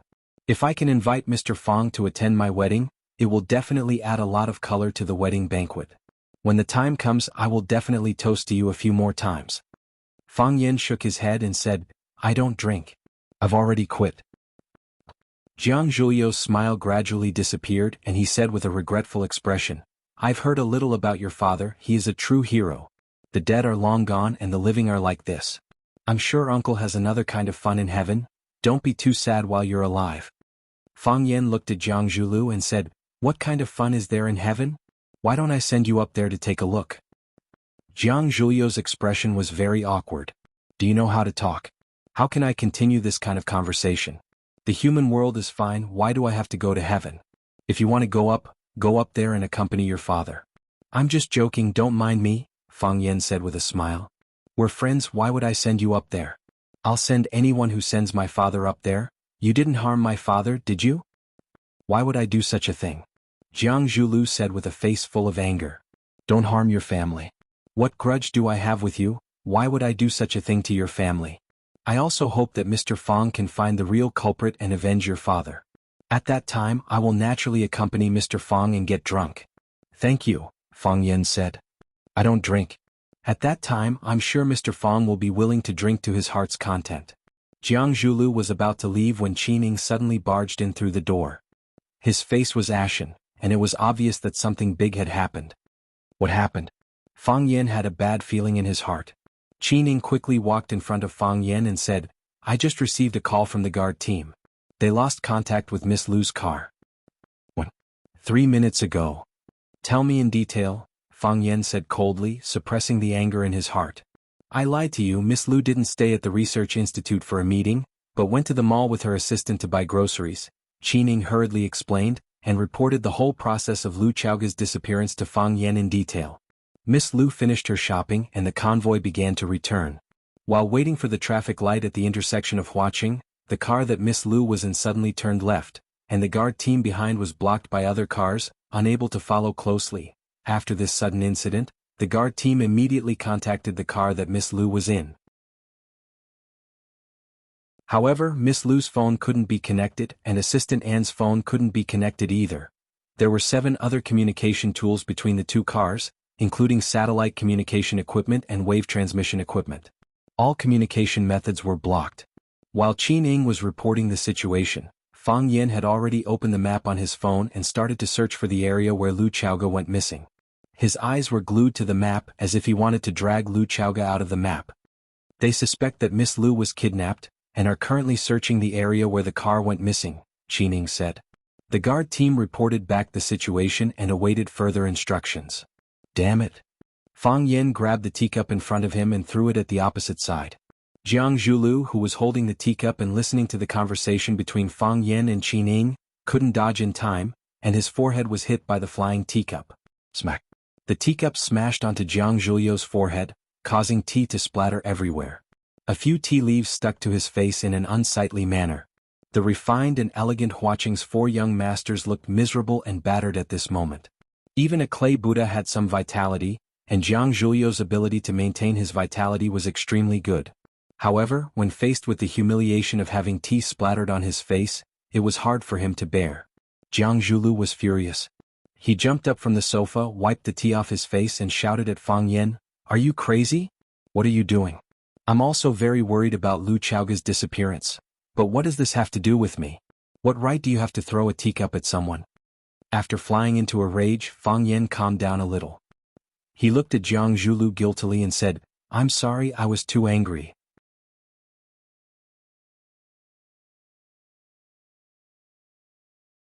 Chapter 452. You're angry? Shouldn't I be? Can I hit someone just because I'm angry? Can I hit you just because I'm angry? Jiang Zhulu didn't believe Fang Yan's bullshit about hitting someone because he couldn't control his emotions. This guy didn't play by the rules and he had been beaten up by him several times 3 years ago. Every little move he made had a deep meaning behind it, and he didn't realize it until the truth was revealed. Now he was hitting him with a glass. What was he trying to do with Lu Chaoge's disappearance? Jiang Zhulio's hair stood on end, and a chill ran down his spine. His extreme wariness of Fang Yen made his anger disappear, and he calmed down as well. Fang Yen sat back down on the sofa and looked at Jiang Zhulu like a lone vulture. "I went back to Huaqing yesterday and you came to give us an invitation today and then Chaoge was kidnapped.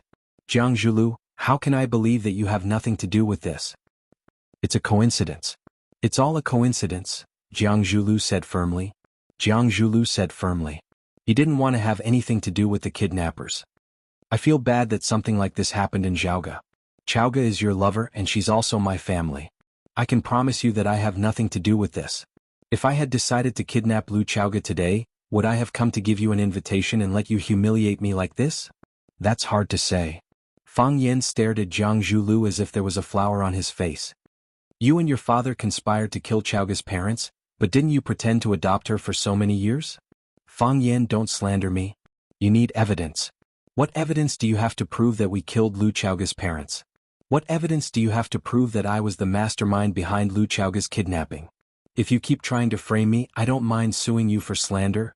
You won't get a lawyer," Fang Yen said calmly, "because you know very well in your heart that if you sue me because of this matter, it will only cause a big uproar.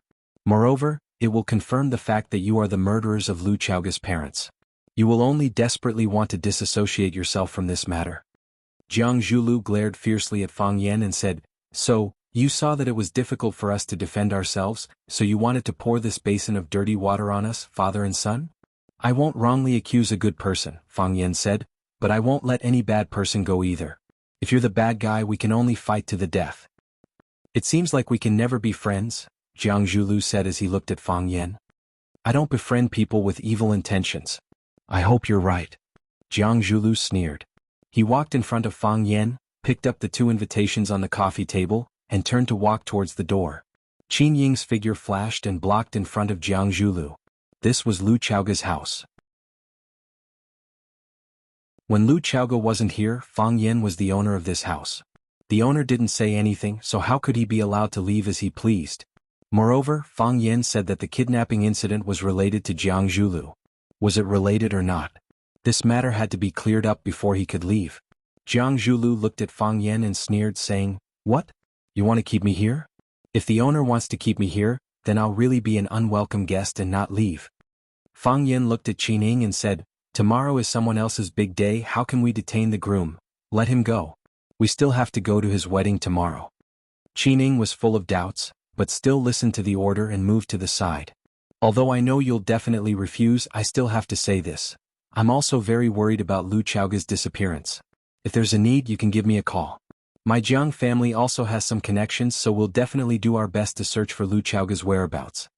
Jiang Zhuliu's voice was loud and clear as he said, Lu Chaoga has misunderstood my Jiang family, but my Jiang family will always treat her as a family member. Why should I refuse? Fang Yin asked. Go on, do your best to find her. When you find Lu Chaoga, I'll treat you to a drink. Jiang Zhulu took a deep look at Fang Yin and strode out of the villa. At the entrance of the villa's courtyard, a champagne-colored Bentley was parked. An old man in a well-ironed suit stood beside the car. When he saw Jiang Zhulu coming, he immediately opened the door of the KAI in a gentlemanly manner. Jiang Zhulu got into the back seat of the car and the old man gently closed the door. After the old man sat down in the front passenger seat, the Bentley slowly drove out of the neighborhood. Young master, you've been wronged, the old man said softly as he handed over a white and soft silk handkerchief. When Jiang Zhulu went in, he had an extraordinary bearing, but when he came out, he was extremely angry. It was obvious that the conversation inside wasn't very friendly. Jiang Zhulu took the silk handkerchief and wiped the water stains on his face and clothes. He said with a light smile, Fang Yin is a mad dog. He bites anyone he sees, and he changes his attitude faster than flipping a page. He's just like that, and I've known him for a long time. He bears a grudge against you, young master, the old man said. Hatred is like a seed. The longer it lasts, the higher it grows. In the end, it will become a towering tree. He never thought of becoming friends with young master, so his words and actions are unrestrained. This kind of person is the most taboo because no one knows when he will turn hostile. And when he turns hostile, he won't show any mercy. Let him be, Jiang Zhulu said. However, there's a piece of news that we should pay attention to. Lu Chaoga has disappeared. It's very likely that she's been kidnapped. Young master, do you have a suspect? No country can do without three types of people. Those with guns, those with pens, and there's also an idiot. Jiang Zhulu glanced at the Lu family's small building that was gradually getting further away and said, I really want to know which idiot is helping the people get rid of a pest. You'll find out eventually, the old man comforted him. When the time comes, young master will treat him to a drink. Longtu Clubhouse. This was a luxurious business clubhouse that Longtu Group had invested nearly 1 billion to build. It was also named after Longtu Group and was one of the most private and high-end gathering places in Huaqing. Longtu Group was named after the names of its two founders, Qiang Longtan and Lu Mingtu. Lu Mingtu died young and the two, in Longtu Group's name, had been missing. However, Qiang Longtan was extremely capable and turned the tide. He single-handedly propped up the company and led Longtu Group to carve out a big place in the new energy field. Of course, their good days ended 2 years ago. That was because another energy company had risen rapidly and lit up the entire sky like a comet. Chaoyan Technology, the energy technology company with the logo of two small red flames burning above and below, appeared out of nowhere. As soon as they appeared, they charged forward with an unstoppable, invincible stance, sweeping away everything in their way. They were not only a nightmare for Longtu Group, but also a nightmare for energy companies in Huaxia and even the entire world. Under the suppression of Chaoyan Technology, although Longtu Group was not as powerful as it used to be, it still used Qiang Longtan's magical operating methods and a large amount of financial support to wantonly merge with Shou Group, firmly occupying the second place in the energy field in Huaqing. The first and second place were natural enemies. The two companies fought fiercely against each other repeatedly. The chairman of Longtu Group, Qiang Longtan, had publicly announced through the media that if possible, he was very willing to expand the scope of cooperation with Chaoyan Technology. However, the strong female leader of Chaoyan Technology, Lu Chaoga, who was deified by countless media outlets, sharply rejected him. We can talk about acquisition but not cooperation. Jiang Zhulu went to send invitations to Lu Chaoga and Fang Yin, inviting them to attend his wedding. This was also a show of goodwill. Lu Chaoga was pressing hard and the Jiang family's days were not going to be easy. That woman was full of murderous intent. She was determined to take down Longtu Group. Unfortunately, it was unknown whether Lu Chaoga's luck was too bad, or whether Jiang Zhulu did not look at the almanac when he left the house. He and Fang Yan were chatting happily when news of Lu Chaoga's kidnapping came. This way, the Jiang father and son's goodwill intentions were thrown into a frozen lake. Sending invitations on the day Lu Chaoga was kidnapped? Who would believe that you had nothing to do with this matter? Today, Longtu Club was not open to the outside world, because the son of Longtu Group's big boss, Jiang Zhulu, was going to hold his wedding here. The seats were full and luxury cars were everywhere. As one of the 4 oldest families in Huaqing, they naturally had a deep foundation and a huge network of connections. High-ranking political officials, wealthy tycoons, celebrities, and celebrities all shone brightly, illuminating the night sky of Huaqing. Longtu Club was decorated with lanterns and streamers, and the largest hall, Phoenix Coming Morning Hall, was a sea of fresh flowers. Hundreds of thousands of fresh flowers formed a beautiful rural landscape. The closer they were to the front of the stage, the higher their status and seniority. Some of the young people who came to support were arranged slightly further back. For the wedding of Jiang Zhulu, one of the 4 young masters of Huaqing, other than Meiying Xue who never appeared in public, Lan Shanggu and Lu Shu came to support. They sat together with a few influential young masters in the circle, chatting and laughing so they did not feel bored. Lan Shanggu looked rough and straightforward, but it was easy for him to get along with those young masters. Ever since Lu Shu's face was disfigured, he had become a monster in Huaqing. He spoke in a strange way and his methods were cruel and ruthless. He gave off a gloomy aura that kept people away. Lan Shanggu chatted and laughed with everyone for a while. Then he tilted his body slightly and approached Lu Shu, who was drinking his tea in silence. He said, "If the Jiang family pushed Jiang Shangxin out as bait 3 years ago, then has Jiang Zhulu satisfied the Jiang family or Jiang Shangxin? How did this happen?"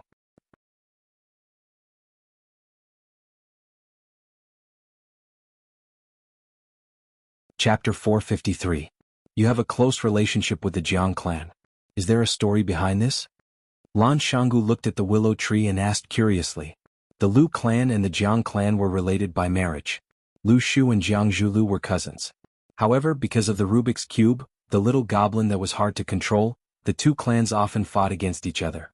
They knew that if they didn't expose the truth they could still be relatives. Therefore, even though Lu Shu was disfigured and the Jiang clan suffered heavy losses during the Rubik's Cube fight, the 2 clans were still on good terms as if nothing had happened. If the Lu family had given the whereabouts of the real Rubik's Cube to the Jiang family or directly used Lu Zhaoga's aunt to negotiate terms with the Jiang family, there wouldn't have been a life-and-death struggle between the 2 families. The reason why Lu Zhaoga and her aunt could persist until the end, besides the appearance of Fang Yan, was that they had taken advantage of the greed of the 2 beasts, the Jiang family and the Lu family. How could Lu Zhaoga and his aunt fight against a giant like the Lu family with only their strength? Without the Lu clan's support, Aunt would have died long ago. Lu Chaoga would have had no choice but to marry someone else. Of course, if it weren't for the Jiang family, the Lu family would have used all means possible to force Lu Zhaoga and her aunt to hand over the Rubik's Cube. Those 2 women were trying to walk a tightrope, and they actually succeeded in the end. In the end, the truth came out. The Lu clan knew they were tricked and the Jiang clan knew they were tricked. No matter how warm and natural their smiles were when they shook hands, how could there be no grudge between them? Lu Shu didn't like Jiang Zhulu. Outstanding people probably didn't like equally outstanding people. Hearing Lan Shanggu talking about the secret history of the wedding, the corner of his mouth curled up into a mocking smile. He sneered and said, "Jiang Zhulu can't deal with Fang Yan, but can't he handle a woman?" Lan Shanggu gave Lu Shu a thumbs up and said, "That's a fair comment. However, this woman was no ordinary woman. She was a woman from the Jiang family. Who in Huaqing didn't know about the relationship between the Jiang family and Fang Yan? Although we brothers weren't there were hundreds of people who witnessed the big drama that happened in Yanjing City.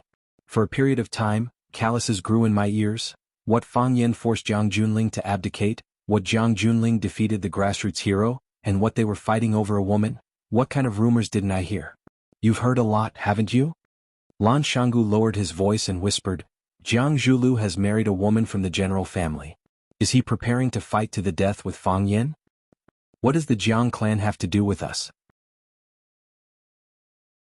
Lan Shanggu smiled bitterly and said, "If it was in the past, we could drink red wine and watch the show. The more intense the fight, the better. But now we can't do that. Both of us are partners of Chaoyan Technology and distributors of Chaoyan's products. Who does Chaoyan Technology belong to? On the surface, it seems to belong to Lu Chaoga, but in reality, it belongs to the Qin family. But what is the relationship between Qin families Lu Chaoge and Fang Yan? In the end, their surname is Fang.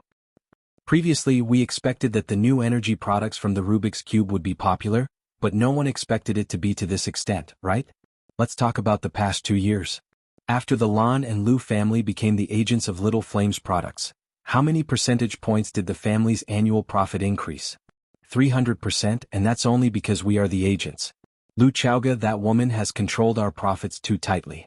The company sets the price and doesn't give us the right to set the price freely. Otherwise, how much profit could we achieve? Lan Shangu's expression was both proud and helpless.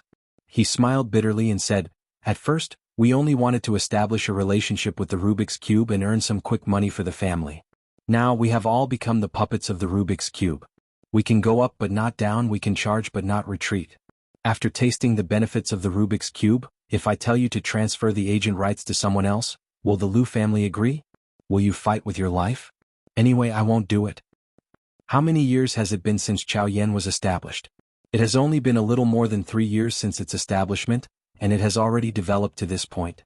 In the future, as the energy crisis becomes more and more serious, the power that the Rubik's Cube can display will become more and more powerful.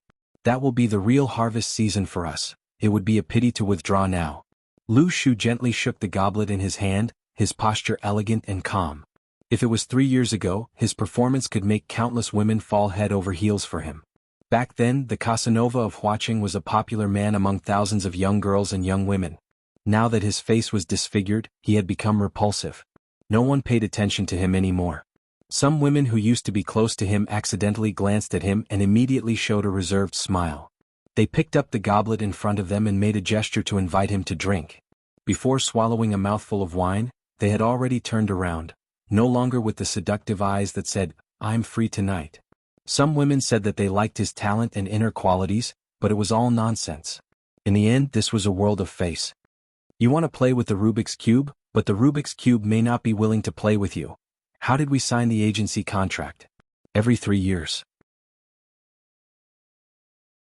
Now is the 2nd year. After next year, Zhao Yan wants to change agents. What can you and I do?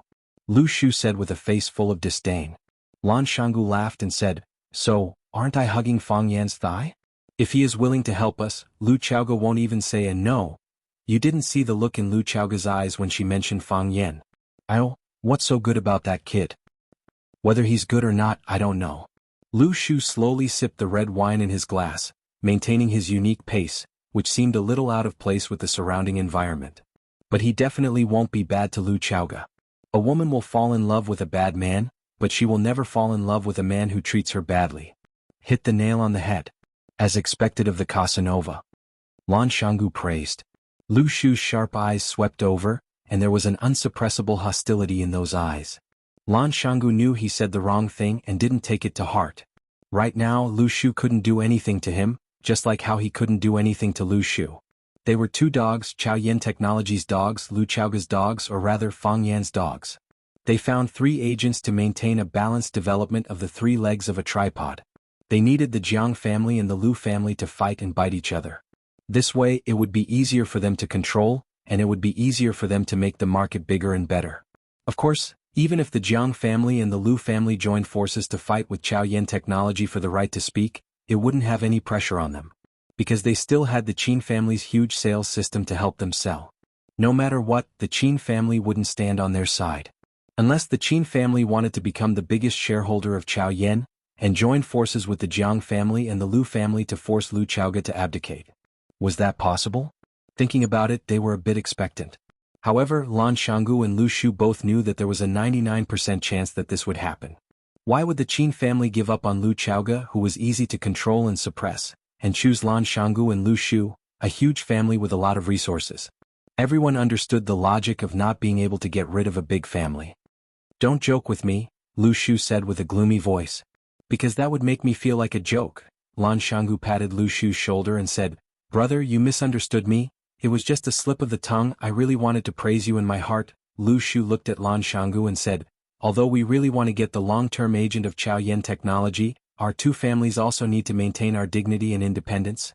If we always put down our pride and bow, not only will they look down on us, even we will look down on ourselves." "What do you mean?" Close cooperation, Lu Shu said. Keep a distance. That makes sense. Lan Shanggu laughed and said, will Lu Chaoga and Fang Yan come to Jiang Zhuliu's wedding? It would be a slap in the face if he came, but it would be a slap in the face if he didn't come. The Jiang father and son are in a difficult position. Lu Shu lowered his head and drank his wine, not answering Lan Shanggu's question. Lan Shanggu felt bored and turned around to flirt with a young beauty beside him. On the tea stage surrounded by flowers, the lights shone brightly. In the warm and joyful wedding march, a couple walked out hand in hand. The applause below the stage was thunderous. Jiang Zhulu was dressed in a black suit, looking very handsome. He covered Shangxin's face with a white veil, looking extremely beautiful. When this beautiful couple walked out, everyone felt that they were a perfect match. After the MC finished his speech, it was the newlyweds' parents' turn to speak on stage. Qiang Long Tan had a strong aura, but he only said the usual words of wishing his daughter a happy life after marriage. The representative of the Jiang family was Jiang Shangxin's mother, Li Yun. She was a charming young woman. Her daughter had already married someone else, but she seemed to have gone back in time and did not age. Even though we are holding a Chinese-style wedding today, I am a devout believer. I would like to use the Western wedding etiquette to ask this couple a question in front of all the guests and their relatives. Shangxin, are you willing to marry this man to become your husband? Love him, take care of him, respect him, accept him, and be faithful to him until the end of your life, regardless of sickness or health or any other reason. Li Yun was very emotional. Tears welled up in her eyes when she thought about how she was about to marry her precious daughter off. I am willing, Jiang Shangxin replied in a sweet voice. Zhulu, are you willing to marry this woman to be your wife? Love her, take care of her, respect her, accept her, and make her the happiest woman in the world, regardless of sickness or health or any other reason. I am willing, Jiang Zhulu replied in a determined voice. I am not willing. At the same time, a low voice sounded at the entrance of the banquet hall.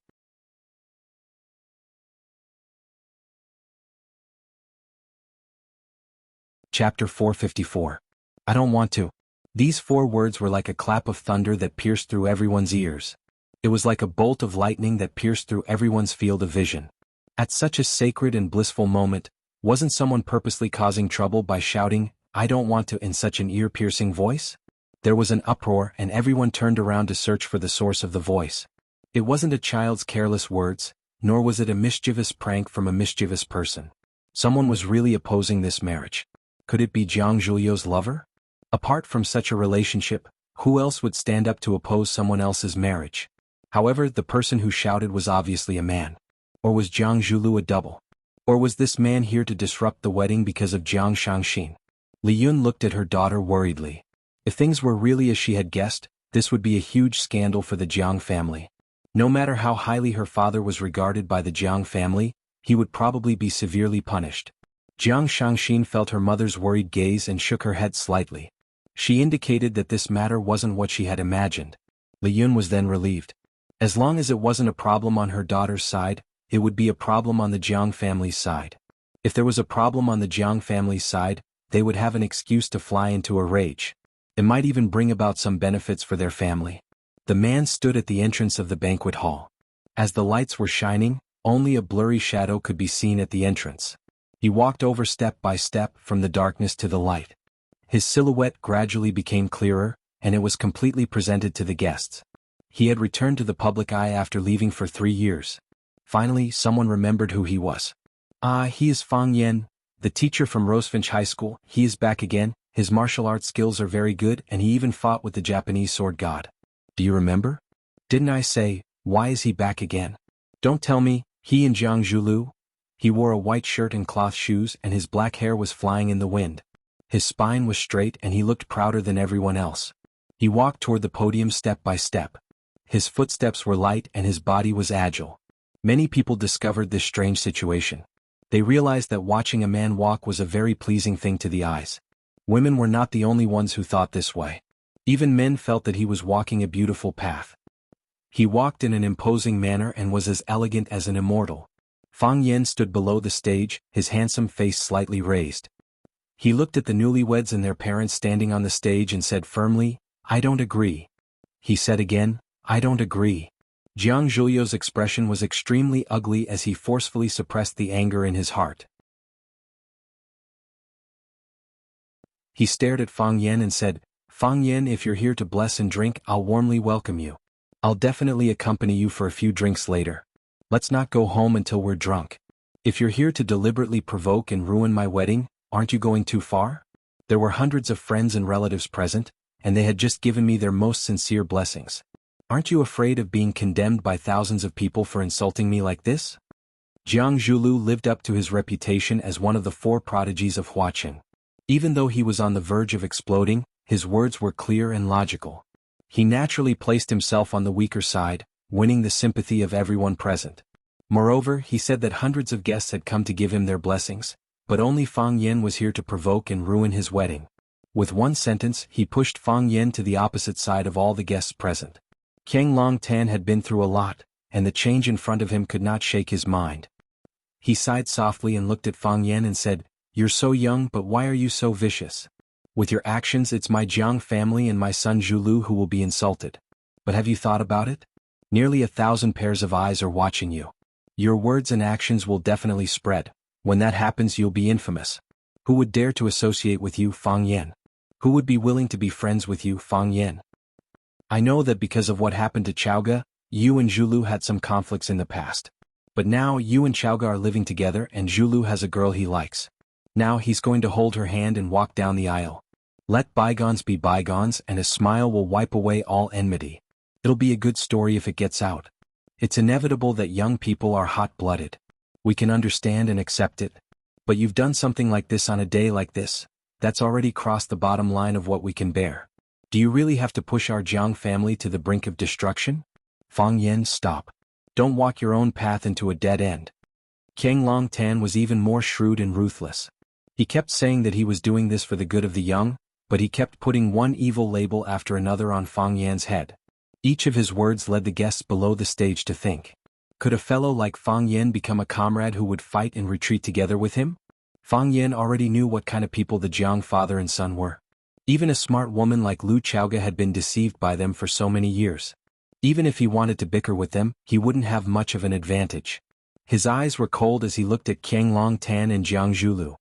He said in a low voice, "I didn't intend to ruin their wedding even though I really don't like them." Whoosh, a clamor rose from the ground. Wasn't this guy being too straightforward? Even if he really thought that way, there was no need to say it out loud in front of others. Wasn't this a public slap in the face? But this kind of feeling was really refreshing. It could be seen from the ashen complexion of Jiang Long Tan and Jiang Zhulu, as well as their twitching brows. Fang Yen held out his hand to King Long Tan and said, "Give me Lu Chaoga, I'll turn around and leave." Lu Chaoga? What happened to Lu Chaoga? Why did Fang Yen want King Long Tan to give him Lu Chaoga? Everyone present was a shrewd person. When they heard Fang Yan's words, their eyes flickered. They knew that there was an inside story to this matter. "Fang Yen, I said that we didn't touch Lu Chaoga. The last time I saw Lu Chaoga was at a business conference a few months ago. I haven't seen Lu Chaoga since then. What does Lu Chaoga's disappearance have to do with the Jiang family?" Jiang Zhulu shouted through gritted teeth. "What happened to Lu Chaoga?" King Long Tan looked at Fang Yen worriedly. He asked anxiously, "What happened to her? What happened to her?" "Lu Chaoga was kidnapped," Fang Yen said viciously, his eyes flashing with a murderous light. "She was kidnapped by you. You're slandering me," Jiang Zhulu said angrily. "You're slandering us. When did we touch Lu Chaoga? What evidence do you have to prove that we kidnapped Lu Chaoga? You don't have any, and you're slandering us in front of so many people. Just wait for the indictment."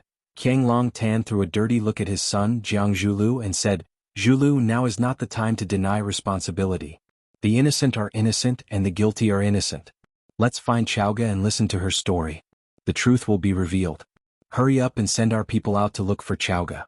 Let's call our friends and ask them to help with the search, and all our good friends and relatives here, please help with the search as well. Help me find Chaoga, and I, King Long Tan, will owe everyone here a big favor." King Long Tan bowed deeply to the audience as if he was worried about his father. Some people were moved by King Long Tan's kindness and righteousness, and they took out their phones to make calls. For a moment, the crowd kept ringing. Leverage. This was what it meant to be a master of leverage. No matter how dangerous the situation was, no matter how big the crisis, they could always find a fulcrum and successfully leverage it to lead things in the direction they wanted. From now on, Qiang Long Tan's image would be magnified in many people's hearts. He would become a good father who would let bygones be bygones and be the first to save his daughter when she was in danger. Qiang Long Tan turned to Fang Yan and said, "Fang Yan, tell us what's going on with Chowga? When did she go missing? Did you call the police? What did the police say? Who's in charge of the case? I'll call the person in charge." "It'd be best if someone can come here and explain the situation." Qiang Long Tan had put aside his personal grudges and vendettas. All he wanted was to find his daughter, Lu Chowga. "How am I going to explain it to Mingtu and his wife if anything happens to her?" Qiang Long Tan said with teary eyes. The old man was definitely an experienced actor. His acting skills were so good that he was able to get into character in no time. It had to be said that Fang Yan had made full preparations before coming here. However, after Jiang Long Tan had created such a sensational drama, the rhythm had already been disrupted by him. The public opinion had already begun to spread in a direction that was not favorable to him. Once it exploded, it would be out of control. Qiang Long Tan, stop putting on this hypocritical show. Don't you feel disgusted? Even if you don't, we all feel disgusted. In order to annex Longtu Group, you killed Chowga's parents. Chowga and you are irreconcilable enemies. Fang Yan was trembling with anger. Later, you found out that the Rubik's Cube technology was still in Chowga's hands. You sent people to kill her several times. Some time ago, Chowga received a secret report saying that you recruited killers from abroad to plan a kidnapping. But because Chaoyan Group has been developing rapidly in recent years and has been suppressing Longtu Group, and because you still haven't given up on the Rubik's Cube technology, who didn't know how to act to gain sympathy? Who didn't know how to make up a story? Half of it was true and half of it was false. Let the audience speculate on their own. Whether it was Qiang Long Tan, Jiang Zhulu, or Fang Yan, a group of talented actors gathered together to show off their acting skills. Each of them had a chance to win an Oscar. You're tuning in to the Han Li's Wuxia Chronicles YouTube channel. We're so grateful for your support, and don't forget to subscribe to join us on this incredible journey through captivating stories.